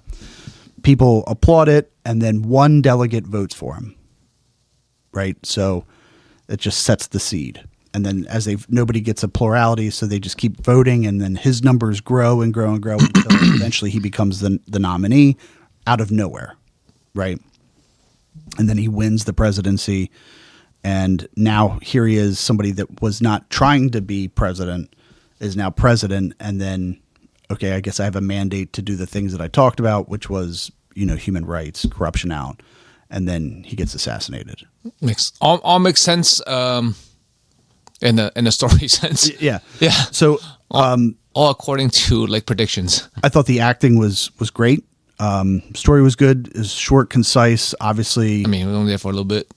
Yeah, but I mean, they could have played out whatever other bullshit, because they talk about a lot of the inner politics working, and like the senator's trying to do this, so he does that. So I recommend it. Mm-hmm. But in 26, what I'm trying to do is I'm trying to find a 3-hour consumption of each president. So I'm sure you can find it on YouTube. Right. But I want it to be very particular. So I have like 3 1-hour chapters in my mind of what I'm looking for. So I want like an hour of what the world was going through or the country was going through in that time. Mm-hmm. An hour about them, their life, their childhood up to office, and then an hour of their presidency, and then like what they got accomplished and what they didn't get accomplished, just as like a concise little snippet of time. And then if I go in order, hopefully all those hours of what the country's going through, what the world's going through, kind of builds its own picture, could be watched independently. An hour about each person's life. Obviously there's going to be overlap on times and everything. And then the hour of what that president did. Mm-hmm. So I'm trying to figure out who has that kind of medium. Yeah, I don't know. My gut says YouTube. Yeah, yeah, because everything. I mean, you can, good or bad, you can find everything there. Yeah. So I thought about asking ChatGPT to give you a list and donate 3 bottles of water. Well, fuck the water. I'm not going to be here. The ocean's full of it. I'm not going to be here for long. No, but you're going to spend 150 hours of it watching about videos about presidents. No, that's what Jana said she's going to do. She's I'm also, yeah, that's right. That's right. She's going to be a chemist. What are we going to do? We're just going to take the salt out of the water. I'm also open to reading it. It doesn't have to be video. So that should make it easier. Wikipedia. Well, good place to start. Yeah. So it's relatively accurate. Yeah, I always say Wiki's a good place to start. Yeah. I mean, it's a good place to start, especially because if you look at their references, because they have to cite things, and if you just check the references and they check out, then the site itself is right. Relatively, and if you want to look at the references themselves, then you have a place to look. A buddy of mine read the book of each president over like years, and I was like, that's too much. That's a lot. That's a lot, especially for me, who had a hard time reading the Empire. This might come to you as somewhat of a surprise, but I'm not much of a reader. Does that conclude your week? I think so. Okay, let me. You want me to stretch it out anymore? No, you're welcome to. We have 3 more seasons. Let's see what I got here. I don't have a ton. Okay, so I have a philosophical question, but I'll get to that at the end. So we've been watching some of we did play Atmosphere. I played it once with you, but we played it a second time with the DVD version. Same one? It's slightly different. It's definitely a different game. It's a different same board game or different board. Atmosphere, different board. It's called Atmosphere with DVD or something. Anyway, it might be my favorite one so far. Because I was a little disappointed with the Gatekeeper in the one that we played, where he just like kind of said the same shit every time, like lose a turn, lose to whatever. I like the Gatekeeper when he fucks with you more, like calls you a maggot and fucking all that. Like that's the kind of stuff that I get into. We've been watching some Christmas shit. So I watched the Christmas Carol Disney bit. It's like Christmas Carol, and then a small one where it's like the guy this kid who's raising this donkey, and the donkey he's got to get rid of it. He's got to sell it. Donkey that ends up doing the show and no. But he becomes part of a bigger show, you might say, where he's the one that like gives Mary a ride into Bethlehem. Oh, yeah. But it's cool. It's not my favorite, but it's fine. And then The Christmas Carol's fucking great. I feel like something really funny was said during one? it. It's like the Disney one where like Scrooge Yeah. is Wait, McDuck, okay. That is one. Okay. is Scrooge and Bob Cratchit's Mickey. Yeah, it's good. Solid. We watched Charlie Brown's Christmas. Bum, ba, bum, bum, bum, bum, bum. So for whatever reason, I don't know why it didn't. I don't know what. It never sunk into me before, but that shit is a shallow ass fucking episode. So like they buy this shit tree, right? And they're kind of like, oh, but it's okay. Just like Linus specifically is like, give it the love it needs, and dress it up, and like it may not be the most beautiful tree, but it's our tree, and whatever, and all this kind of shit. But at the very end, they just fucking doctor it up to make it look like a fucking beautiful Christmas tree of the town, and like the message is like, they're like, don't be great because of what you are, just fucking be like the rest. And I was kind of like irritated by it. Things you don't notice when you were younger. Yeah, Thanksgiving was good. I watched Fight Club with Jaina. Nice. Blew Her Little Mind, which I always enjoy. Watched Gangs in New York with somebody who had never seen it. Yeah. Yeah, that was cool. That's a good fucking movie, man. There's another Hannon. Yeah. It's like, once again, like Billy, right? Like Billy is like that same archetype character. Doesn't take any shit. The working man's man. Like, he speaks for the people. Like the whole thing. And like, but he's just fucking magnificently portrayed in that fucking movie, man. And there's like certain lines that like always get me every time. But like, Ooh. the one in particular is when he throws that knife at it's supposed to be like a circus almost type thing, and he throws that knife at this, but he's just too aggressive, and like it clips her and almost hits her hand or something, and he like looks at the crowd and he's like, whoopsie daisy, and like the whole crowd like erupts, and like the energy of the place. But like that is a fucking top tier movie. A couple of interesting things about it. So one, it's credited as being like the last big set movie before digital, God, Green screen. Yeah, I'm so used to saying AI. I'm forgetting CGI, like kind of took over everything. And when they built the set of 5 Points, which is like where these 5 streets intersect in New York City, where this story takes place, they like built the whole fucking set. Mm-hmm. And there's a picture of George Lucas and Martin Scorsese standing in it together. And George Lucas was working on the prequel trilogy at the time. And it's just fucking amazing because it's like the changing of the guard. It's like they're standing on the last big set of a movie with the guy who's making the movie in it alongside the guy that's paving the way for where movies are going to go, So that's fucking cool. And then, did you? No. Okay. And then and then the movie's just fucking great. And I had one other thing that I was going to say about it. I ended up watching a YouTube documentary about the riots that happened at the end of the movie. And they're seemingly pretty accurately portrayed in that film. But, we're basically like they dispatched Union soldiers to like wage war on New York City for 4 days to like bring the people back under control because they had a draft for the Civil War. And, it was like everybody downtown ended up getting drafted and nobody in Midtown ended up. But you could pay to get out. Yeah, you could pay to get out of it too. You could pay like $300 and I love that line where they grab the seemingly rich looking person. They're like, "Oh, Daddy paid $300. Does he have $300 for me too?" Like, and they just beat the shit out of him. Yeah. Watch Return of the Jedi with Leia. And well, she said something funny during it. She like they were like, the Force is strong in your family. You have it. Your father has it. Your sister has it. Sister, Leia.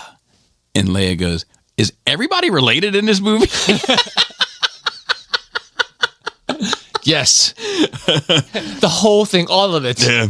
It's a family drama. But to see her like shocked when like Vader threw the Emperor into like the pit, she's like, "What?" Like it's so fucking cool.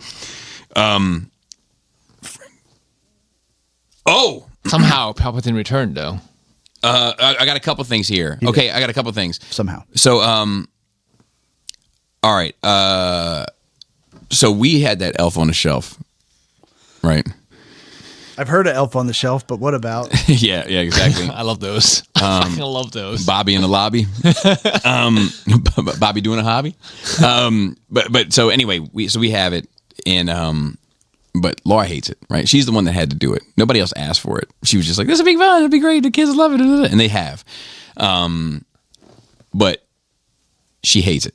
She hates writing a little note every morning. She hates hiding the motherfucker. Like, she hates it. She hates the whole. She started it. But she started it. So the fucking thing's name is Sparkle, right? So she's talking to Leia, and she's like, what do you think? This year you think Sparkle's probably retired? Do you think she's gone back to the North Pole and retired for good? And Leia said, she's only been working for 7 years. Laura's like, fuck. Yep. So this is a good story. So I had a dream. Oh, yes. Where I made a joke, and the joke made me laugh in the dream. You made yourself laugh? It made me laugh and wake myself up in real life. So this is what happened. So you wrote the joke down. Right? I wrote the punchline. Okay. So we were decorating for Christmas in my dream, and I was like we were getting all the totes out, all the stuff, and I found this bag that had like a shark in it, like a toy shark, but it was pretty intricate, and it wasn't like some bullshit. It was like the Hot Toys, the sharks. And I was like, oh, Fans fuck. Toys. Yeah, Fans Toys. Sorry, Fans Toys, the shark. And it was like but it was packaged like a cheap, like aquarium toy. Like it was in a plastic bag that was stapled at the top with a cardboard fold over that said the brand on it. And the brand was Frankie's Fins, right? It's a good brand name. It's a good brand name. And I was like, holy shit. Like when I saw it, and Laura was like, what? And I was like, I bought this last year after Christmas when the toys and shit went on sale, and I thought it would be a cool like Christmas tradition to like bring this shark out, because like once you put it in a tank, it like swims on its own and everything. And I was like, we could get like a little tank for it and like let it swim around for like Christmas, and we'll put it away. It'll be like a Christmas thing. We bring the Christmas shark out, And she was like, I don't know. And I was like, come on, like it's gonna be cool. Like the kids are gonna love it. Blah blah blah. So she goes for it. Kids fucking love it. You know what I mean? They want to feed Frankie. They want, like, you know what I mean? They're like trying to pet Frankie. The dog's not getting any love. Like, and but is loud. Like it's like all day long. And then it kept bumping in to the wall. So we had to get like a bigger. It ended up becoming like this elaborate thing. We had to buy a bigger tank. We had to get more shit for the tank. More like the whole thing. Then the water was dirty. We had to get a filter system for the water. Like it became this whole thing to do through the whole month of Christmas. This fucking or December. This dream is going on, right? And so anyway, Christmas has concluded. It's like a thing in the house where like Laura hates Frankie and me and the kids love Frankie, right? So it's after Christmas. We're all boxing everything up to put away for the year again, and I was like, so what do you think? Breaking back out next year, And I know she's not feeling it, And she's like, it's Bobby, it's too much. The fucking tank, and where are you storing the tank now? And like, she's like, it was fine. We did it 1 year. Get rid of it. And I was like, get rid of it. And she's like, I don't want to see it again. Get rid of it. And I was like, damn. Frankie's finished?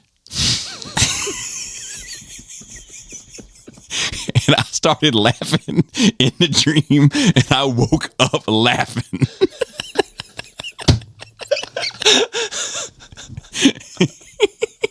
The fucked up part is that like this could be a real thing that happened. Yeah, in this household. I feel like the fucked up thing is that in my mind, I like to think that your laughing woke up Laura.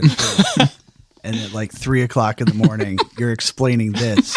And she's like, yeah, it was good. Whatever, Bobby.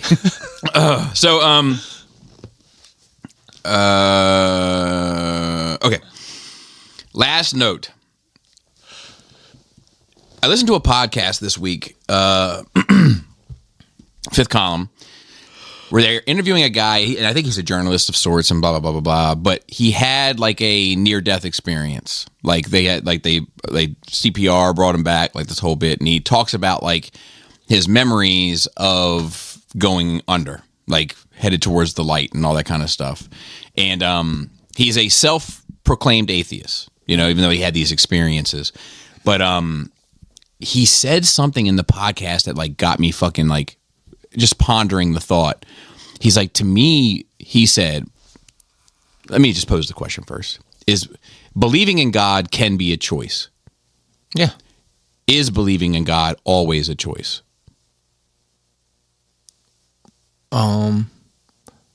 No. Okay. Yeah, no. Because like if you yourself had the personal, however you interpret it, had an experience where God exists, then you don't have a choice at that point. It's been proven to you personally that is real. Like to have that experience and say there's no God is like just refuting your own reality. What if it's not based on an experience? Like I'm struggling with that word. To try to switch it up to particular, a specific experience. Like he said something where he's like, I don't think believing in God is a choice. He said, I think people just believe that shit in their soul, like in their heart, or they don't. And I was like, fuck. Like, I haven't fully bought into it as a concept, but I'm exploring it. And I think there is some truth to it. I mean, it depends. I think that belief can be like you can eventually not believe, or your views can change. It can go the other way as well. You can start believing if you did have an experience that. Yeah, I mean, some people just randomly do start believing. Some people pursue religion. They didn't have one, and like I'm going to pick this one. Yeah. I mean, that's literally a thing that people have done. Yeah. I haven't. I don't know if I have. So like I have an idea of what I think.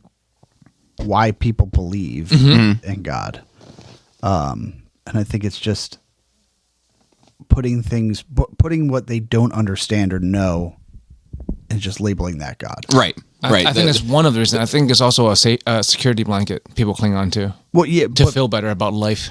Right, because they don't understand. It's not that they don't understand. They just think like why like bad, just to accept the fact that bad things happen to good people and good things happen to bad people. Right, you have to have a safety blanket we're saying the same thing. It's just I'm attributing like I don't understand why bad things keep happening to good people, and I just attribute that to because I don't think that's a matter of understanding. There's nothing to understand. It's just the way it is. Like understanding would be like. No, I get that you feel that way. Yeah, he's saying that people that believe in God, but I think that like because if we're having a conversation about it, like I believe in, you and I have talked, like I'm kind of an agnostic person. Same. Like I believe in something. It might not be. But you know, yeah, but like I do think that like there are times where I'm like telling myself like, no, it's all just whatever. It's all just fate. It's all just roll the dice and blah, blah, blah. And then, but I in my soul, I don't believe that, you know, not because of anything specifically. It's just like, it's like, oh, but that's bullshit. It's not totally unlike like the purple thing.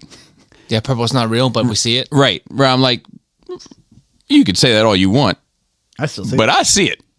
You know what I mean? Like, and I understand the nuance to that, but I'm just saying as like an example of like, I think I believe in God, and I don't think I'm choosing to. I mean, that depends on if you. There are a lot of things in life we don't get to choose because, and as entities, we're not in a vacuum, right? There's indoctrination involved. If you were raised all your life with no fucking mention of such a thing as God, right? Would you believe it?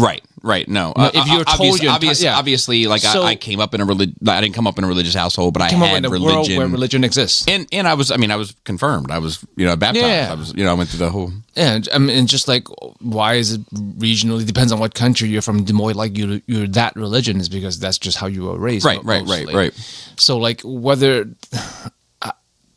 I'm not sure if whether it's a choice even is a question to be asked because yeah, like you can't distill that into a choice or not. You can, like feelings, you can, right? I was going to say, well, if you can choose your feelings and you can't choose your feelings, you can decide what to believe in and not to believe in. But it's not like that. Feelings come naturally without any outside input. Like you for food, for example, you can put like for a baby, you put certain food in the mouth and they like it. You put certain food in the mouth, they don't like it. They don't choose. They just do or don't, right? Unless if you're raised where like you shove meatloaf down your gullet every day, you're gonna hate it. Yeah, it wasn't. Do you have a choice to hate it? Not anymore, right? But you didn't have a choice to begin with, right. So that's how I feel about this question.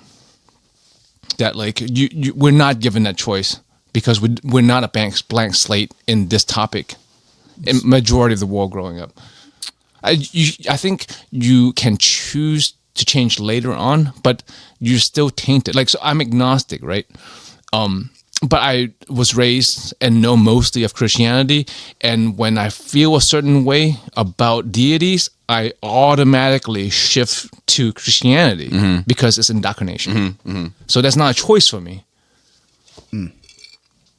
Like if randomly one day I'm like, oh, I'm thinking about deities, I'm like, oh, what about Vishnu? Then that's that'll be different. That'll be weird, right? Right. But I'm agnostic. Like I think atheism itself is a religion. You deciding that there is no God. Yeah, he actually had a good quote in there because he is a self-proclaimed atheist, right? Yeah. And he was like, and they're like, so you say there's no God? And he's like, well, I wouldn't say there's no God because that's just as ridiculous as saying there is one, right? And I was like, fair point. But then you're not atheist, then, right? No. Atheist is saying there's no God. Well, he's saying that there's God. Yeah, that guy. He's saying that there's nothing to suggest to him that there is one, right? But he's leaving the possibility open I think that's agnostic. to prove. No. Because I believe in something. I believe there is something. There is I'm not leaving the opportunity open. I believe there is something. What am I then? I don't know what I am. So like agnostic is like, because that's what agnostic was. I believe there's a God. I just don't know if any of these religions are correct. Oh, I definitely know none of these religions are correct. Right. So and ain't nobody no dude wrote down is right. So yeah, about religion, about control and power. None of it. Yeah, true atheism is, to me, is like there's no evidence either way. Yeah, okay, so maybe I'm atheist then. I thought atheism means you believe that there's definitely no God. Yeah, so like, yeah. Yes. Well, you're believing that everything that we know is explainable, but there are some things that are unexplainable. Perhaps that thing that's unexplainable could be attributed to this thing, but okay, so what to me, like, if there is a God, that God is doing nothing, is not tipping the scales, doesn't care. It's just it just exists in a different reality, like a different plane of existence, right? Yeah. It doesn't come down and like, see what I'm doing or judge me when I masturbate or anything like that. It doesn't give a fuck. Yeah. Like if you got your finger cut off on the ground and it started growing maggots and then the maggots had turned into flies and everything, you would never come back and check on the flies. Right. Yes. Right. Yes. So yeah. Yes. So I need to find a definition then, because I thought there was a word where people are staunchly saying that there's definitely no God, and I don't think that. Well, that falls in the atheist camp. But that's the more like extreme version. Just like the like a lot of people say, there's nothing faster than the speed of light until we find the thing that's faster than the speed of light. Well, or until you put light through water. It always slows it down. It doesn't speed it up, right? Right. But things can go faster than light. But the point remains the same. Yeah, this universal. But for me, it's like I don't fucking know. I'm not gonna pretend to know. No, same. I definitely know. I definitely know none of the ones we have are real. All right. So 100%. No doubt in my mind. I know I don't know as well, but I do believe it. In something, and I can't tell you why. See, and that's agnostic. Okay, like the classical definition of agnostic. Like, I don't know what I believe, but I feel like there's something there that I saw this thing where I thought it was interesting. It was like prayers are insults to God. Well, was it God's like you think. me being omnipotent don't know what you want? Why are you asking? Yeah, I think that like for me, I'm always like, because it's funny because it's a very Catholic experience, but like, you know, my baby is like very much into God. You know, she loves it as a concept. She loves Jesus Christ and God, and she prays for us every night. You know, and I was like, well, what do you pray about? And she was like, I pray everybody had a good night's sleep. You know, and I'm like, what a delightful thing to pray. I mean, for. she's a delightful girl. Yeah, you know, I mean, somebody taught her that shit. I mean, so she did go to a religious preschool because of, I mean, all three of them did. But like Jaina is like very much like there is no God. You know, she's very adamant about that. But she's also very adamant about all things because she's 17 years old. Yeah. And Selena doesn't really give a fuck. Yeah. Because she is a sociopath. Yeah. So anyway, like I say that to say this is like when my baby talks about what she's praying for, right? Like, you know, nice weather and a, you know, good recess, you know, and all these sorts of, I can see the irritation in my wife's face because she's feeling guilt of bothering God with these requests that are meaningless, you know, and we even start in, you know, and she'd be like, well, do you think that that's it? You know, and I'd be like, fucking let the kid fucking pray for a good recess. Like, why the fuck you gotta ruin that? You know, it's like, pure. It's good. And also, God is supposed to be infinitely powerful. Anyways, all the time and attention in the world. right. It shouldn't In the universe. If he wanted to stop the shit in Ukraine, he could do it just as quick as give you a nice recess. Yeah. If you just want to be like, yeah, no more fucking childhood cancer. You can't get cancer till you're 18. He could do that. But Why stop? Why stop at 18? Why is he a he? I mean, come on. Because it's been. Because what is it? Because he can parallel park. No. God made man in His own image, and then like busted a woman out of him. Supposedly, right? That's what. Spare parts. Sir, yeah. You know, Kanye has Missing a penis. Kanye has a line, and I forget what record. It's on Donda. It might be Off the Grid, where he's like, they said that Adam could not be black because a black man would never share his ribs.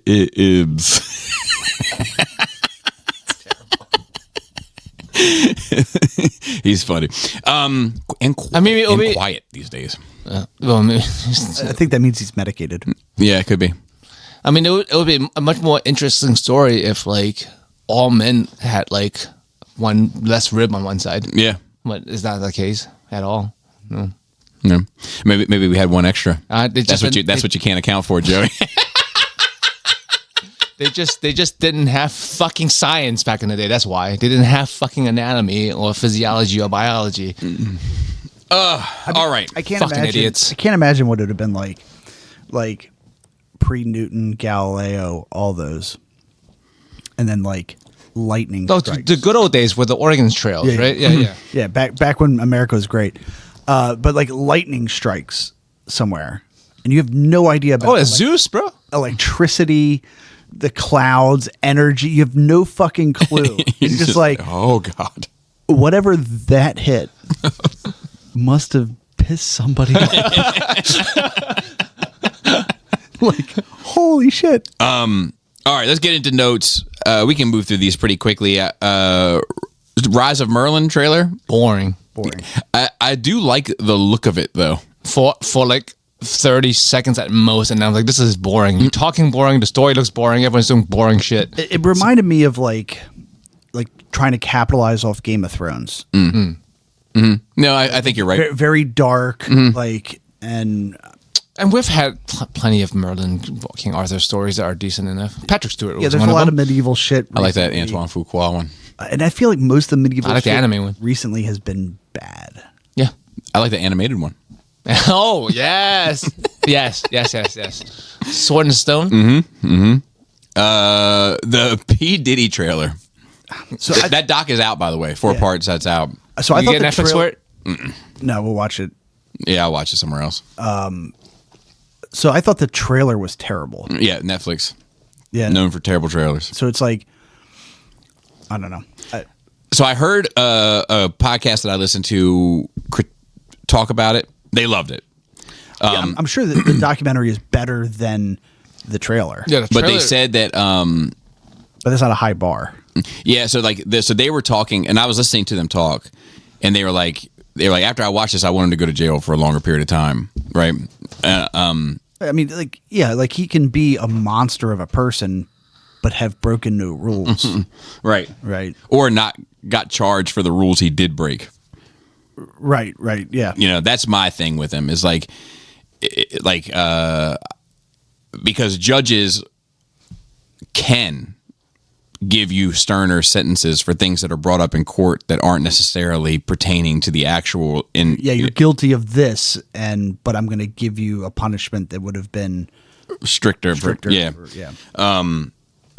But anyway, I do want to watch it. They say it's quite well done, but it is like, I mean, it's got to be a hit piece. Like, it's 50 Cent hates fucking Puffy, and he's the executive producer, which is just a whole new level of troll for him that I do love. Yeah, that's true.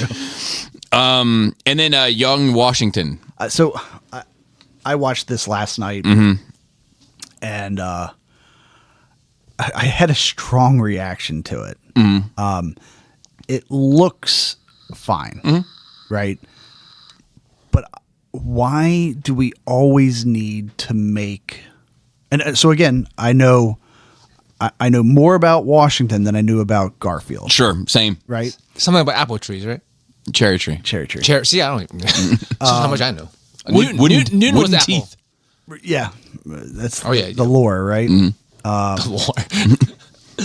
But like, do we need to go back and like prop up and like glorify the first like what do we do? If you want nationalism, Yeah, I mean that's part of my strong reaction to it was like, do we need this? Yeah, Isn't he remembered for the dollar bill. Isn't he remembered for the things that he would want to be remembered for, and not remembered for the things that he probably doesn't want to be remembered for in today's lens? yeah, Like he owned slaves, Yeah. Great picture of him on a boat. yeah. you know. But like, Iconic. Yeah. is he the military genius that the trailer is suggesting? Is he the combat veteran that is like, oh, how did you? Well, they made a survive point to that? say that he wasn't a combat veteran, and they were like, who do you think you are? You have no military background. They Right, said, but then they also said like, you have so many holes in your coat from gunshots. How are you still alive? yeah, different point in the movie. You know, Later like, on, when he got veteranized. Yeah. yeah, but like, I don't know. I don't know if we need to make him something that he's not. So I agree with you there. However, I mean, we did make Abraham Lincoln a vampire hunter. Yes, And that was great. and proved that historically accurate. yeah, proved that he wasn't. But it didn't. The thing is, it didn't pretend to be, right? That's the problem with a lot of these fucking things. It's like they don't tell you it's fiction, but they don't tell you it's not fiction. Right. So like, I don't think that's cool. But I do think that we've been leaning in like the last 30 years as we've continued to make media. We do tend to try to be more objective about how we portray historical characters. Yeah. Yeah, I think so. Yeah, but I feel like we also the gray area, we don't do a very good job of that. Yeah. No, I think you're right about that. But it's harder. Yeah. You know, especially for a 2.5 hour movie. But I'm not uninterested. No, I mean, I'll probably watch it. I kept this in here for you, Joey, because you've been talking about getting rid of the penny for years. Yeah.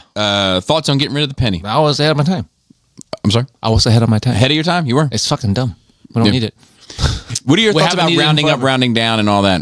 I mean, that does matter for the average person. I guess it does rack up over time, but it kind of doesn't. Like, I think it should just be rounded down for the people.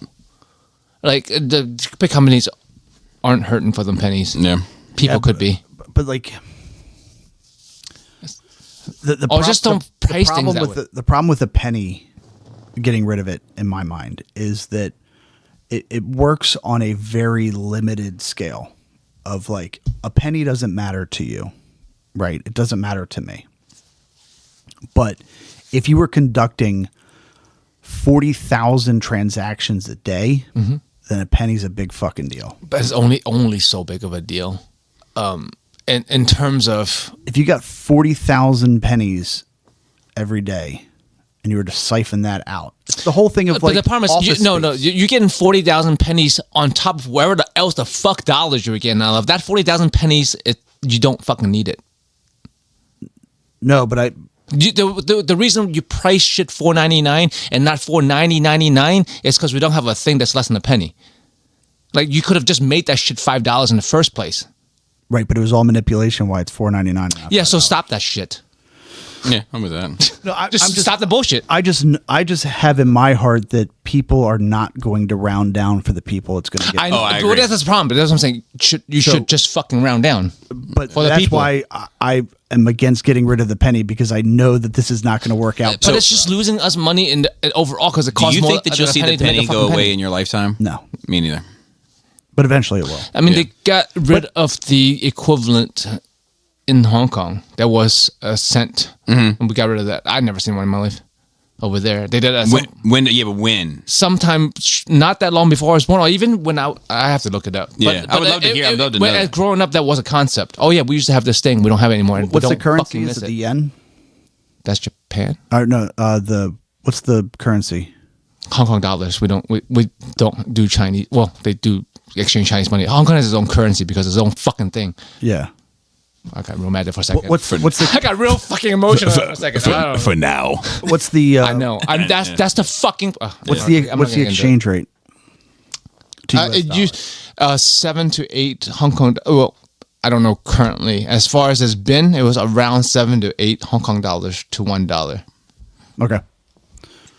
So I think that we won't miss the penny if the current problems with our economy continue. Because I feel like inflation is going to make it about the equivalent of a Hong Kong cent, which is 1/8 of what Yeah. we have now. But the thing is, whether the economy is good or bad, inflation is still a thing. Inflation will always happen. It's just a thing that eventually you get to a number where like you have to drop a digit. Like Korean money is crazy. You talk about like 1 billion won. It's like I don't know, $10,000. It's the 100 yen is a dollar basically. It's less than that now. But like at some point you just have to drop digits. Right. And inflation happens because of fucking capitalism. It's because everyone wants to raise the profit a little bit, and then everyone needs to make a little bit more money. And the whole thing, the scale of which is what determines good or bad economy. But everything fucking rises because no one's just fucking content with making a profit. So like normal inflation isn't necessarily bad. Hyperinflation is bad. Like that's how you turn into like right, inflation does. But like if you are at a healthy, well, I guess there's no such thing as stability and or homeostasis with life. But like if you have a healthy, perfectly healthy economy, there wouldn't need to be an inflation because it's just a balance of things, right? right. But so the it's fact harder- that we know that inflation has to happen, there's But something it's wrong harder with on the inherent a system. global scale. To Yeah, have well, I'm just talking about homeostasis with America first. Spoken like a true nationalist. Yeah, I just think it's bad for the people to get rid of to drop the digit. Everything's bad for the people. Whatever they do is bad for the people. I agree. Unless you're Garfield. Well, I think it's tricky. Like, the nuts and bolts of it. But I don't know what the answer to that is either. But, like, right? if you- where it's like the penny has the value of 1 cent, But it's made 3 cents to but make. it's costing 3 cents. Stop to make. Why would you make Then that? like I'm okay with keeping the penny, but we got to make it cost less. Well, my thing is like and the thing that the link there, it said $56 million is what it costs to make pennies every year. Which is also not that much in the greater scheme of things, but it is still In the greater 50 scale of things, it is literally a penny. Yes, my fucking but it's still wife talking. but it's So still let me tell you but it's still something. $56 million. Yeah, but exactly. So but like it's- that it's that For that- the, no, that- it's not for the hold on. company. That's That for the little- people. That little $6 bullshit purchase on Amazon is just $6. But when you buy that $6 purchase and that $12 purchase and that $4 purchase and that $8 purchase, well, now we're up to fucking $25. I get that, but that $56 million that we spend as a country to make the penny also employs a group of people in the mint, right? Is it the penny that's keeping them employed? Like, are we losing? Have we equated the loss of jobs to the? If we to the don't have loss to of make the pennies? penny, maybe we can cut 3 people out because now and it's probably more than 3 people, but like we can cut some employees out of the treasury, the mint, the Philadelphia Mint is where they were. So like maybe we don't need to have as many people. So that's jobs lost that cost the taxpayer $56 million, but then some amount of that was purchasing the zinc and purchasing the copper and buying the equipment that fuels the economy. So like government spending can be terrible, but if the money is going back into the economy, it's just keeping. This actually gets into a bigger discussion because I just read this, and I don't necessarily think today's the day, but I just read this article about the amount of numbers are arbitrary to me. Sure. But it was about the amount of people that the federal government has employed over time. It's crazy. Right? It's crazy. And I'm not and I'm not an expert in any of this. But my issue with this whole thing is Trump and his people that he has put in It's not looking out for you. are less of an expert than I am. Yes. Right. Right. And they're not, and I don't think are thinking about this. He just goes like, why do we even need a fucking penny? Get rid of it. And without thought of consequence behind, this is, 100 jobs at this mint. We have people that are mining zinc and everything like that to send for this that is now going to go down. They're going to fire people. But I mean, there is a valid question to be asked of like, do we need 100 people to be employed by the federal government? Goes back to my fucking question that I've had for a long, not my question, my statement for the longest time is like, do we have to make jobs? We have to create artificial jobs just so people have jobs. That's what it comes down to. Like you're just making arbitrary things for people to do because there's nothing for them to do. But those aren't. We're not creating those jobs. They already exist. But we don't need them anymore. They were needed. Okay, but hold on. So like, say zinc prices go through the roof, or drop out, and then we have to. They lay off a bunch of people because there's no need for zinc as much anymore. Whatever. And then now the price of zinc fluctuates so much that now something that you do care about becomes wildly expensive, or a company that you do care about that uses it goes out of business because. Yeah, but you can't account for all that shit as a butterfly But that's effect. what I'm saying is like why meddle over something that we're not even sure is a great idea? But then it's like, why change anything? Yeah, that goes back to just the fact that it costs 3 cents to make 1 cent doesn't fucking compute in my Asian math brain. Well, then why do I trust Asian math brain. But I agree. But like, wait, are you crying over the fucking guy who was working at the VHS factory? The VHS factory. Yeah, there's somebody was making VHS. That doesn't exist now. Right. Pennies don't fucking exist anymore. So go fuck yourself. Not you personally, just like the world.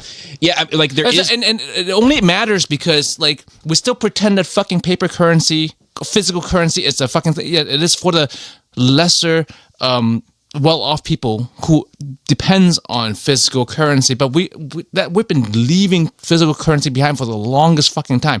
We are.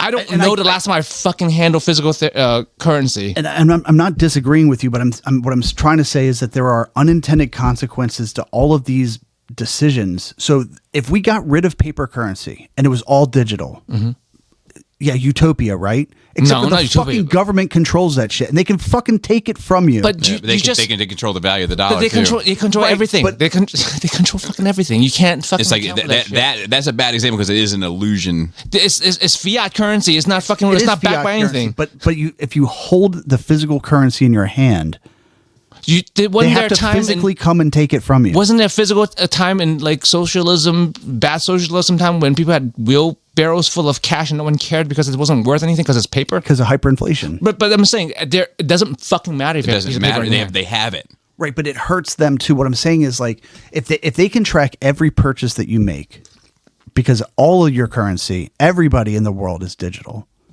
then that is a level of we are so much. We are almost fucking there. Anyway. And I'm saying we don't need to sprint to the finish line. Well, yeah, but I'm like, but there has to be some sort of balance, like because we have to continue to make changes, and if we're and with changes, there's always going to be pros and cons. Go fucking pay Amazon cash somewhere. We're gonna pay Amazon with cash. In Bitcoin. Okay, that's digital, right? No, it's called Target. You go. I'm just saying that there's unintended. No, I agree with you. I agree with you. I agree with you. There's unintended consequences, but I'm also like for change that people currently now are not even thinking about. But that's with the government says like, oh, we're going to save $56 million. I don't care about the money. I think the concept is dumb. But we literally set on fire $1 billion yesterday. But if we don't talk about it, we just talk about this. No, we should. But that's hold all things at value at the same time. Yes, we don't have to focus on one thing.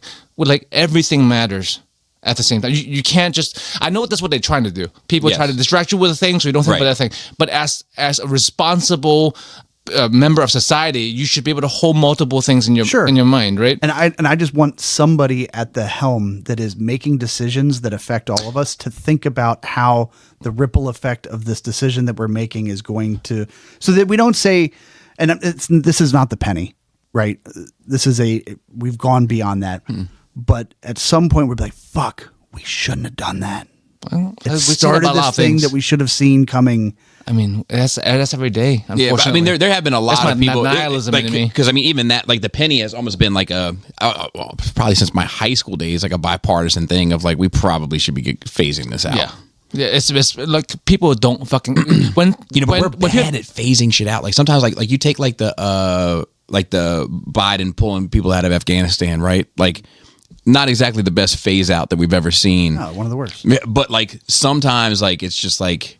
Fuck, it's not getting done. Let's just fucking pull the Band-Aid off this fucking thing. So, like that thinking, I think, like of like worrying about the impact of things too much is why we still have fucking daylight savings, which is one of the things I hate the most in the fucking world. There's absolutely no fucking need for it, right? Yeah, but we haven't changed it unanimously because of dumb people. So I agree with you that there's no need for it. Can I tell you something I like about it? When I never change my car clock. Yeah, I never change it. Same. So half the year, I have this freak out moment of, oh fuck, I'm going to be late, and no, I'm not, and I feel good inside. A little gift to yourself. Until you show up an hour early. And you're like, fuck. Well, everything changes themselves nowadays anyway. What do you think Even about this? Your oven probably does. You got touchscreen on your fancy ass oven. It probably does daylight which savings. I was against. I mean, they're great for Thanksgiving. I'm okay. I'm good with having an oven. To me, when I see a touchscreen in my head, my brain goes more chances of that breaking. Yeah. Soup is good food. There was that was like a tagline for soup, like at one point. So, yeah. Lies. But yeah, that's just also selling us water back. Dude, that Condensed soup. That guy talking about, and he's been fired now. Yeah, makes sense. I would think. But like, look, all right, this is where I have a hard time talking about these sorts of things. Oh, here we go. Should he be saying those sorts of things as a person that works for that company and blah blah? Of course not. Absolutely. Of course, no, I think of course he should, because it's knowing your fucking buyers. When I heard that shit, I laughed probably for 8 minutes nonstop, just because of how fucking funny it is, and just because in my head, you take Campbell's out of it, take whatever, like. In my head, everything, even fans' toys, at some level, there's people saying like, they're going to buy this shit. Like, yeah. You know, yeah. You know, I mean, that's Hasbro, really. And just having the moment to hear it, I love it. I mean, like, I want to hear the CEO of Hasbro talking shit about how dumb assholes are buying cardboard for that money. I would pay an unreasonable amount of money. Bro, just shitting on nerds buying cardboard. I want to hear it. I would venture to say that might be the most honest comment in the Campbell's boardroom. Yes. Yeah. Yes. Right? Because, like, if you have millions of dollars, would you ever eat a bowl of Campbell's chicken noodle soup? So I got thousands of dollars, and the answer is still no. No, yeah. But like, you might eat chicken noodle soup, Right. but that shit's gonna get Right. I just had tomato soup recently. yeah. I didn't get that shit out of a can. He's right. It's for fucking poor people, and there's nothing like. I'm not saying that I haven't eaten a bowl of Campbell's chicken noodle soup. I grew up on Campbell's chicken noodle soup. I found one in our pantry. Like, I'll still, if somebody has some, I'll still dip a saltine in that bad boy. yeah, like, I mean, that's how you get tomatoes for the poor man's grilled cheese. but here's the thing: none of us are rich like that. Right. Right? Where you could just be like, you know what? I want some soup. And like, I have to hire somebody to go out and procure all the things and then make the stock. Like, no, when I have homemade soup, after Christmas and Thanksgiving when there's when we just carved up the turkey. Right. Carcasses anyway, make good soup. I just love that happened, and I was here. I want more of that. I did too. I thought it was honest. Yeah, I think that is what I want more of. And just honest. It's not noise. I just want I want more just honesty. People being honest with their opinions. Yep. I don't have to like your opinion, but at least I know where you stand. Right. Right. Yeah, 100%. And I think that I think that more people are lying. Like in the past, I would say in the past 15 years. Oh yeah. But in the past 5, I think it has rocketed. Oh, we are speeding. we're cooked, as the chat would say. As the chat would say. AI Prime. Oh my God. So what are your thoughts? I've kept this in here for you. This is right up your alley. Anime, AI, AI dubs is what it was. They're using AI to dub things. So like, and it's Amazon that's doing it. Mm-hmm. Okay. That we know of. For the listeners. That we know of. Yeah. So I think so. Just so I'm on the same page, I'm pretty sure. So it's like they take an anime that's in one language, Japanese. Well, whatever. Typically, it can be in Korean. It can be that wouldn't be anime, but okay. A cartoon. A cartoon. Because this is not going to stop an anime. No. It's going to be 4 movies. Instead of Passion of the Christ. Voiceover actors. You watch it, right? Passion of the Christ and AI dub? Hey, I've only watched 2 foreign films. Passion of the Christ. Or it's subtitled films. Passion of the Christ and Schindler's List. I see AI tubs of those. So instead of paying voice actors, it's just AI. And you can now on-demand it basically in whatever language you want. That makes sense to me. Yeah. I guess so.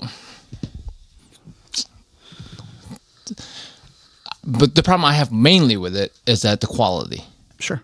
Right. So as I was saying earlier, I don't think it's regardless of logistics, I think it's a dumb idea to make jobs just to make jobs, just to have jobs so people have shit to do. I think it's dumb.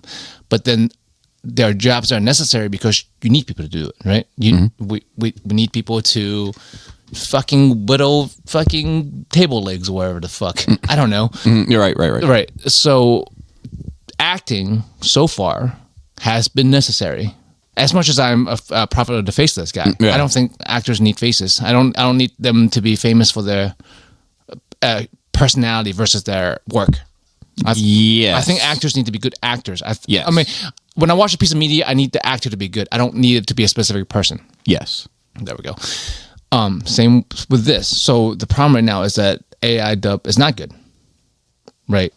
If we ever get to a point where AI acting and or dub is as good, I don't know if it's ever possible, then I don't know if it would matter, right? Because at that point, you're just making jobs so people have jobs, right? Not that artists, the argument is that like we made AI and machineries to do labor, to do STEM, like to do, but not for the arts. Arts are, and humanities are for the humans. And I understand that point of view.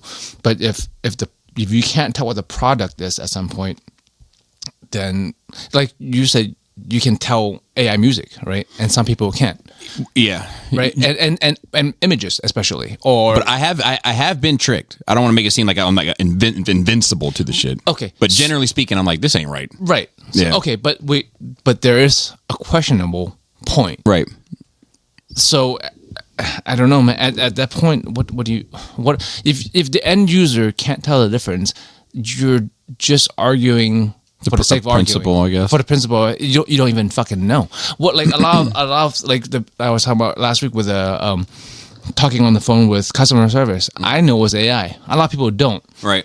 So to you, if you didn't know, then what the fuck are you arguing against the robot? When you're on the phone, like, let me talk to a real person, and they put a quote unquote real person on, and it's a really good AI. You feel better about yourself, I guess. But what's the point? At the end. Yeah, I think so. I don't have a dog in this particular fight, right? Because I don't watch foreign films in general. And not that I don't appreciate good voice actors. I love them. Right. Yeah. So I think that's where I like. To me, like getting a dub, right? Meaning a group of actors are being hired to deliver this media in another language for a secondary audience. Yeah. right? It's not the primary audience, because if it was the primary audience, they would have done it in that language, right? To me, that's a privilege. Well, So let me land real quick.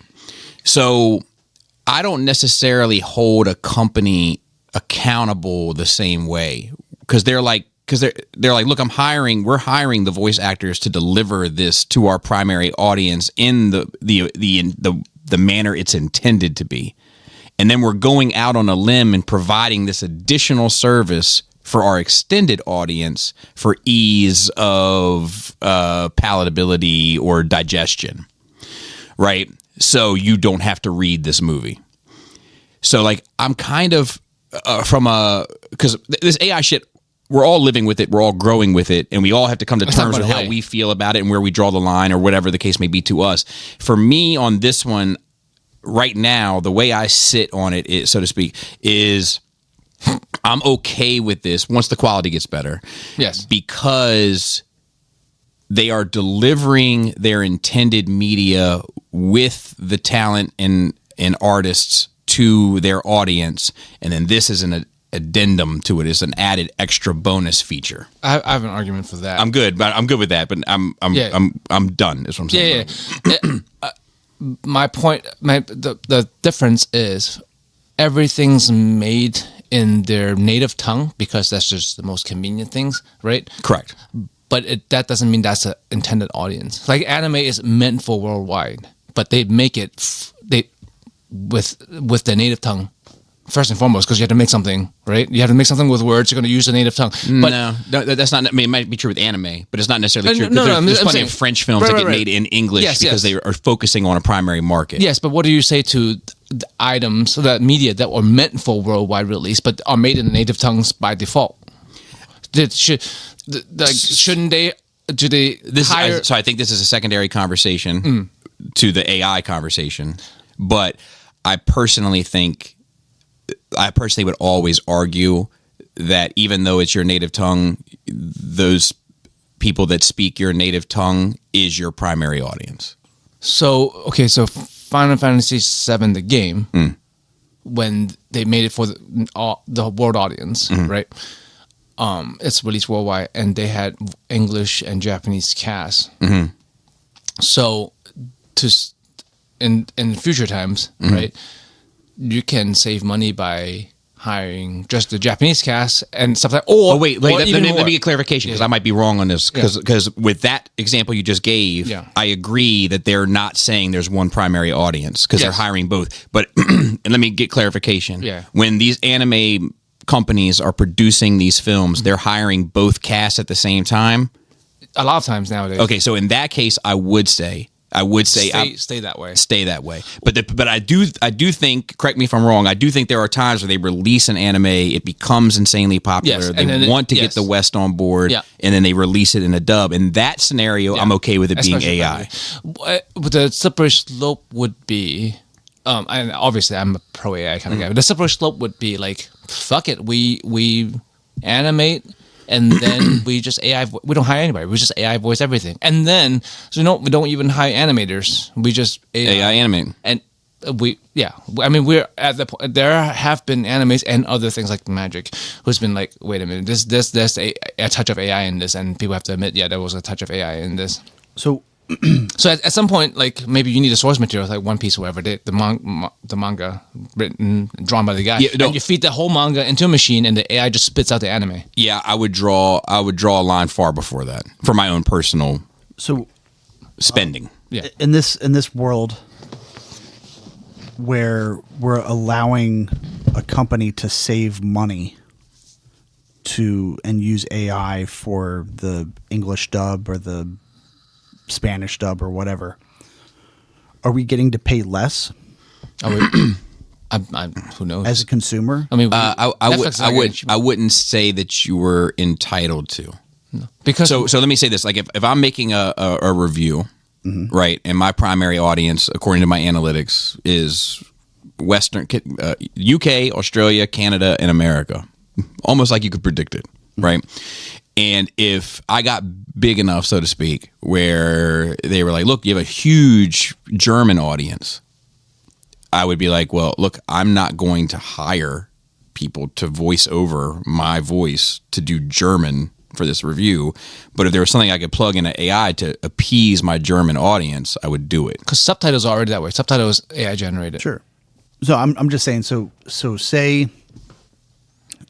you had 532 episodes of a podcast. All right, I'm trying to imagine it. Right. And tomorrow you found that if you uploaded all 947 days that encompasses a recording time into an AI, and then you could sit back and just type in your notes, right? And say, talk about this, talk about this, talk about this. And it were to generate something in my voice and Joey's voice and Chris's voice. And it cost you $1 to do this thing, just to make numbers easy. Would you feel bad about offering the same Patreon level? So like all of a sudden because you charge $10 a month for your Patreon because of the 1, 5, 10, and 15. But so just like numbers Just to make it easy. Okay, got it. So you charge $10 a month for your Patreon because you put in X amount of hours of your time and everything like that. Right. And everybody else that is incorporated into it and your thoughts and everything. If all of a sudden you could just do everything with 5 minutes on a Monday morning and just say, generate episodes, talk about and by 11 a.m. on Monday, you're done for the week. And the audience can't tell the difference. The audience can't tell the difference. So I think that's where, like, that's an impossible thing for me to even fathom. Yeah, because not especially for him. Because I wouldn't do it. I would never. I know, but right. So I guess trying to relate a product that right, but same thing, right? If they were like, look, your German audience is clamoring for these 532 episodes of Nerd Rage, I would be like, yeah. AI dub it. So I mean, like that's not how. But I would never be like, look, guys, we got to get Rosetta Stone. I'm going to pay for it for us, and then we're going to do an English dub. We're going to do a German dub. You know, but like that's not how capitalism works. Though, like companies save money not to pass it on to you. They make more money. Like if paper costs less, they're not going to charge less for fucking magic cards. They're not. If plastic costs less, they try to actively find ways to make plastic cheaper and then keep the same or increase the price of Transformers. Like companies don't save the money with altruistic reasons. Right. And I'm not saying that they do. Yeah. I'm just saying, again, this is the issue with it. Yeah. Is that we allow corporations to cut us out of the workforce and then charge us the same or more at the detriment to our own society. Right. It's just a symptom of the problem. So I think the AI is not the problem. It's just how the system works. That for me is like that for me is about where's your line in the sand. And that's right. That's all I'm trying to point out. Right. So my line in the sand is with intention. So for me, if you're like, that's why I wanted clarification on when they're hiring these casts. Yeah. Right. So if this company, if Bobby's Anime typically hires an English speaking cast and a Japanese speaking cast for every anime they do, and now they switch. Now I'm not okay with it. Yeah. What if they hired a Spanish speaking cast because they were cheaper than the English and the Japanese, and then just dubbed it English and Japanese? Yeah. I mean that's still the intention, right? Yeah, because like for me going back to it, like I'm starting with the intention of the art. Yeah. Yes. Right. So like I need to start there before I get into the finances. So like if they're hiring an English and a Japanese speaking cast simultaneously, or whatever, a Spanish speaking whoever to speak English or speak, but it's quality work. Yeah. Right. Because that's how they would get popular in the first place, is theoretically would be to have a quality piece of work. Yeah. Then I'm okay with them continuing on in that manner, but I would not be okay with them changing to AI for English just because that was an extra expense and then keeping all the prices the same. Yeah. So, But what I would be okay with is if, look, Joey's Anime has been doing Chinese voice acting the entire time, but now because this technology exists, they're producing an English one as well. That to me seems it's an like, addition. Yeah, It's not a subtraction. You know, Yeah, and my third one is Farrell's Anime always does his English anime for his English audience, but he has acquired a Japanese audience that's strong. Sometimes if an English one really gets off the ground, he'll try to hire a Japanese cast to do a dub for them. But if he can use this tool and not have to go through that and give them what they want, even though that's not really part of his plan, I'm okay with that too. Yeah, and so like in general, I'm okay with AI and automation and everything like that. I am worried that we as consumers are allowing ourselves to be cut out of the entire thing with no benefit to us. So I agree. I think that we as consumers with AI specifically, and not even just consumers, with everything, because it's going to be a part of everything. We need to figure out what it means to us and then make decisions and stand on it. Yeah. Yeah, but that's the problem is people don't stand for it. Right. Because like in the other aspects, right? Like AI is making things easier and better and everything like that. Like cool, right? But if we're literally cutting out every human part that includes our jobs, right? So let me say, but automation's been that. So to me, automation's been that. To me, it's a matter, and I'm not sure that it's the right move. To me, it's a matter of worth. So like, if Joey has an art book, that he produces of just his artwork, like I'd be happy to buy that. If he was producing AI images, and I'm using my words carefully, if he were to create AI images using prompts that he's spending a lot of time working on, et cetera, I'd be happy to take a look at that. I'm not buying that. Mm-hmm. Yeah, no. You know, I'm just standing on this print, and I'm not imposing my principle onto anyone. It's just what you would do for yourself. It's just where I'm drawing the line. And I think the issue is that globally people aren't really paying attention to that part. Mm-hmm. I agree with that. Right, that where there were English voiceover actors, there are not now. Yeah, but the cost. So Amazon goes out and buys the rights to whatever thing, and then just puts it through their own program, and then spits it out, and essentially are charging the same amount of money that if they were to have produced it. I totally get that, but now we've just allowed ourselves, and we're just like happily walking towards the cliff, like I mean, AI is just like a higher speed tool that all the other tools have always been that. But also, like, how long is it going to take a bunch of dudes to make a Ford truck versus this assembly line? I'm not. Or saying, would you trust it? I'm not saying innovation is bad. I'm not saying technology is bad. It's just this people are. There we go. This is just the one that feels like that's how you feel. We're making ourselves obsolete. And at the human suffering cost that nobody is really, that not a lot of people are talking about. I think a lot of us talk about or think about it, and we just don't. Us, we are. Most people are fucking brainless. If you go and talk to the Yellowstone fans, right, that they're not. Well, but like most people, it's not just those. Most people aren't thinking much. They're not making conscious decisions about the majority of things that they do. Nor is it their fault, because we have relatively easy lives compared to a lot of people. Some people don't have the fucking mental bandwidth. And the easier it gets, the less thought you have to put in. Yeah. You know, like I said, we're just marching towards the cliff. Like, this is great. Yeah, nihilism, bro. There we go. I mean, we're talking about companies, but companies are just a bunch of people. Like, it's a bunch of people hurting a bunch of other people. That's what it comes down to. Yes. Okay. Let's move on to questions. For Joey. Yo, hey, Joey. Hey, how would you ask a question? Oh, good call. You can email us at nerdrageradiomail@gmail.com. Hey, Joey, why did the dermatologist get fired? I don't know. He made too many rash decisions. That's not bad. Hope you guys have had a good and happy Thanksgiving. That's from Billings.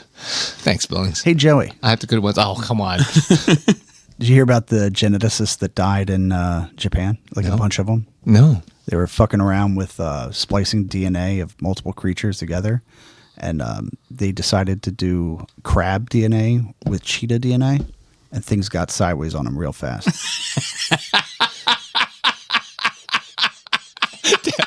That's good. That's good. That's a that is good smart. one. You have to think about that one. That's a good one. All right. This is from Scott C. The Wish Book. I like the smart ones. Yes. Hey, happy Thanksgiving, NRR. Hey, Joey. Do that, AI. Yeah, I mean, yeah. Hey, Joey. But me again. What do you get when you drop a piano down a mine shaft? I don't know. A flat minor. I turned 50 this year, and I'll give you one for that. And one of the. So I'm not sure how well this will relate, but do any of you remember the yearly wish books that stores like Sears, JCPenney's, etc. would mail out? As the oldest of the grandkids on my mother's side, I always got first crack at any of these books. If you could put together a wish list of Transformers or any toy line that you want to be seen in a book like this, what would they be? Fans toys. He said his list: MMC, Slugfest, and Overkill. Yeah, that'd be a good one. Fans, Hobby, Power Master, Autobots, 6-inch versions of some of the human characters from Transformers lore, such as Circuit Breaker. The other 3, Horsemen of Apocalypse from early X Factor books, War, Famine, and Pestilence. Oh yeah, I remember that. He said one of the best gifts I received as a kid was my Imperial Walker. It was so huge, so to speak, my grandparents didn't bother to wrap it. Also, it was called AT, not AT-AT. So I disagree. It is AT. It's AT. AT and ATST. Because it's not an S. Nobody says AT. At. Yeah, but not AT. Yeah, AT and ATST. That's the same thing. ATST, Two-legged and the four-legged. two-legged one. Nerd. So my wish list would be mainly. It's funny because this came up in the Zoom meeting the other day, but the majority of like predominant gaps that I have in my collection are in 2 spaces: Star Wars 1/12 and Mortal Kombat 1, whatever the fuck Storm Collectible scale was. So like the shit that I would want to see. Storm Collectible still around? They are, but they have like an exclusive deal with BBTS. I guess it's keeping them in business, and they were great, and then they just fell off. And they've changed their scale. Oh, I hate that shit. Yeah, there's no reason for that. But so I would have I would fill out the rest of that Mortal Kombat line from Storm Collectibles, and then I would have like a ton of Star Wars stuff that would be on my list. What scale is this? That's 1/6. I like that scale. Yeah, it's good. But I would want the Knights of Ren. A lot of the creatures in Jabba's palace, including the band creatures from that's the not Jabba. Nope, but creatures from the Cantina. Now that you mention it, people from Knights of the Old Republic video games, characters from that, like it would be all that kind of stuff. That's my. I want Battle Chasers. I have I think 6 scale Red Monica statue that was like a one-off from this like statue company that Quiet licenses, and I would love the rest of them. But they only make hot chicks, or just a line. I want a line of Battle Chasers statues, or like Hot Toys. But they're comic books, so they probably wouldn't look right as Hot Toys. I've been saying I want Battle Chasers forever, but fuck that guy. So we got another write-in from Professor Prime, aka, and I always fuck up the name of this, and I'm sorry in advance. Majin Planet. It was MAJIN. MAJIN. Majin. Okay. Majin. This is like monster or like a devil person. Gotcha.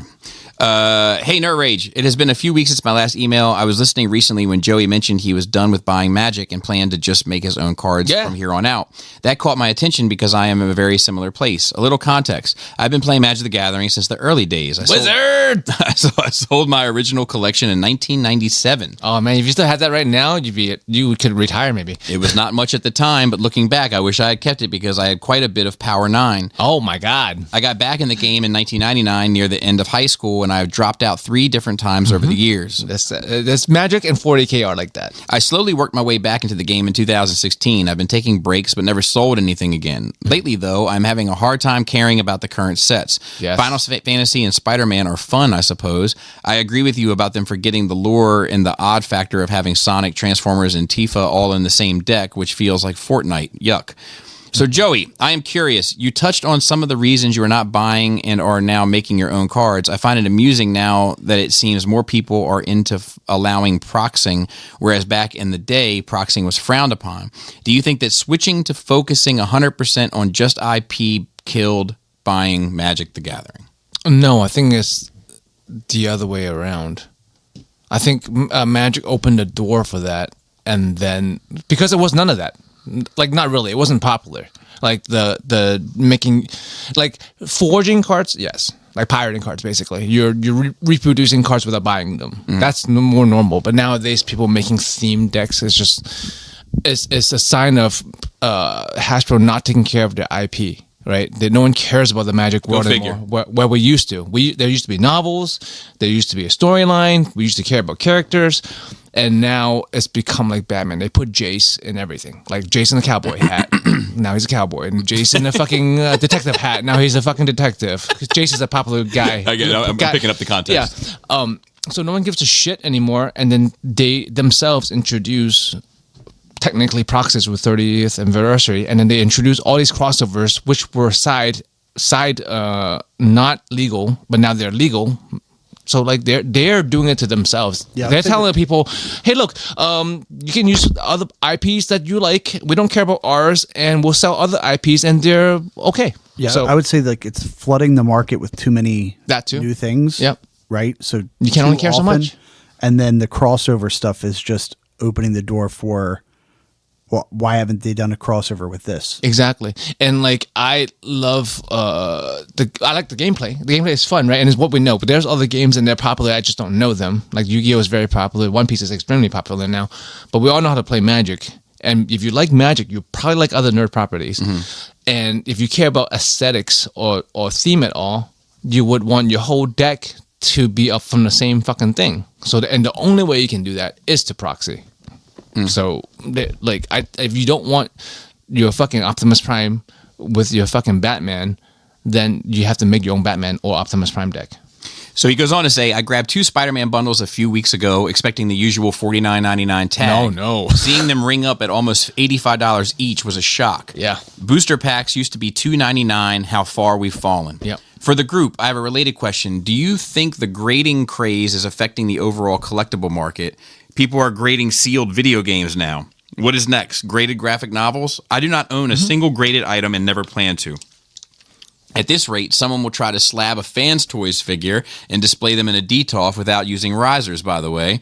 Pinkerton is back, flexing his hotel status on us. Simpletons, I see. Crashbox Customs look so good, my figures are starting to ask why I don't own any. I told them it's because Envy isn't a display option. Amazing show as always, getting me through the holiday season. Well, we appreciate that. I don't know. I don't really have an idea. So I think that generally speaking, and always and never, right? But when you start getting into grading, in my opinion, we are not in the same. We're not doing this for the same reasons. Yeah, we're not. I am not buying anything for the value of it, and with any goal or hopes of passing it on to my children and having them have a gold mine that they can retire early off of. I am buying the shit because I genuinely love it, and looking at 3D representations of it fills my heart with joy. So grading has always been a thing, even when we were children. We had I don't know if you all remember, we had Wizards, not the Magic, but Wizards the magazine, which tells you what books are going for current value, and there was mint, 2 different rows. Yep. So it's always been a thing, but now it's the whole COVID thing. It's the whole it's a bubble. Yep. It'll pop and it'll level out. But like the idea of having graded stuff, if you like it, I don't think there's anything wrong with that. To be like, hey, look, I have this really nice, pristine thing that I'm collecting. But like, if you're doing it just because you're a fucking scalping piece of shit, yes, then there's something wrong with that. It comes down to intention. Yes, and I also like to slap things for preservation. Like comic books, cards, all this stuff degrade. Like especially if you play with them, right? That's why I double sleeve my cards. It used to be single sleeve. Now most people double sleeve their cards. Doesn't work when you're fucking. Don't do that. That's awful. That would actually make it worse. I tell you what, a single sleeve ain't great. Yeah, I was gonna say I don't single sleeve, but a single sleeve would work as intended. Nah, a double sleeve Magic card you can like if it's a well made double sleeve. You can like put it in a fish tank, take it out, and the card will be dry. Wow. And nerds like to spill things and have Cheeto fingers. Yeah. So, but yeah, for preservation, I want to slap stuff. Yeah, and I think that's fine. I think that like even if like you said, like if something has like some real value to you, some personal value, and you want to have it graded to like finish the preservation and the whatever of it, the shrine of it, then that's great. But if you are buying things with the intention of putting a price tag on them, then that's cool, but it's not what I do. You're a finance guy at that point. Because there are people who invest, like Magic, there are people who invest, they have pallets of sealed boxes, because sealed boxes are worth more than the cards in them a lot of times. No doubt. It's weird. Last one. Astartes Pete says, hello, lovely boys. Yo. Hope you're good. I'm fresh back from my annual lads long weekend away, having been to the Canary Islands again for some winter sun. Simple one. If the NRR crew were going to have a lads long weekend, where would you go and why? I don't think we would ever be able to agree. I want to be home. Yeah. And I don't want to I be in guess Joey's, home. house. I'll be here. Yeah, This sounds good. I could do this. I feel like it's just Skullstus. Yeah, we could hang here. Yeah. Diet Skullstus. I'd be cool with that. I could handle that. So with that, shout Is out there anywhere we want to go? All three of us want to go to the same single place. for yeah, like cost regardless of cost. Like a place that we would the three of us, or maybe Pinkerton, Or four of us would just want to go for like exclusively the 4 four days of us. 4 days to a week I I don't. think that's easier, just the four of us. I think it without family. Yeah, it gets weird when. Well, here was a lads long weekend. I think it was just with the lads, right? Yes. Well, I think that like I don't even think for the four of us there's a place that like we all want to go. For I'm saying it's multiple easier. days. It's easier for sure. Yeah. Oh, you can, everybody knows there's a place called Kokomo. There is. Yeah, That's where you want to go That's to where get away from it all. That's where some want to go. that's where I want to go to Vietnam. No, thank you. No, thank you. Keep that old beef alive, Joey. That's not it, but okay. They want to come over to us, by the way. It wasn't the other way around. I just want to hold 100,000 dong. Nice. Yeah, you do. $12. So shout out to Pinkerton, who's on assignment, and shout out to Maryland Phil on Twitter and on our notes, which there was plentiful this week. Yeah, it was good. We talked about a lot of them. Yeah. And shout out to Dante on Facebook. And with that, Flappy labius. Moist thighs. tight dick player.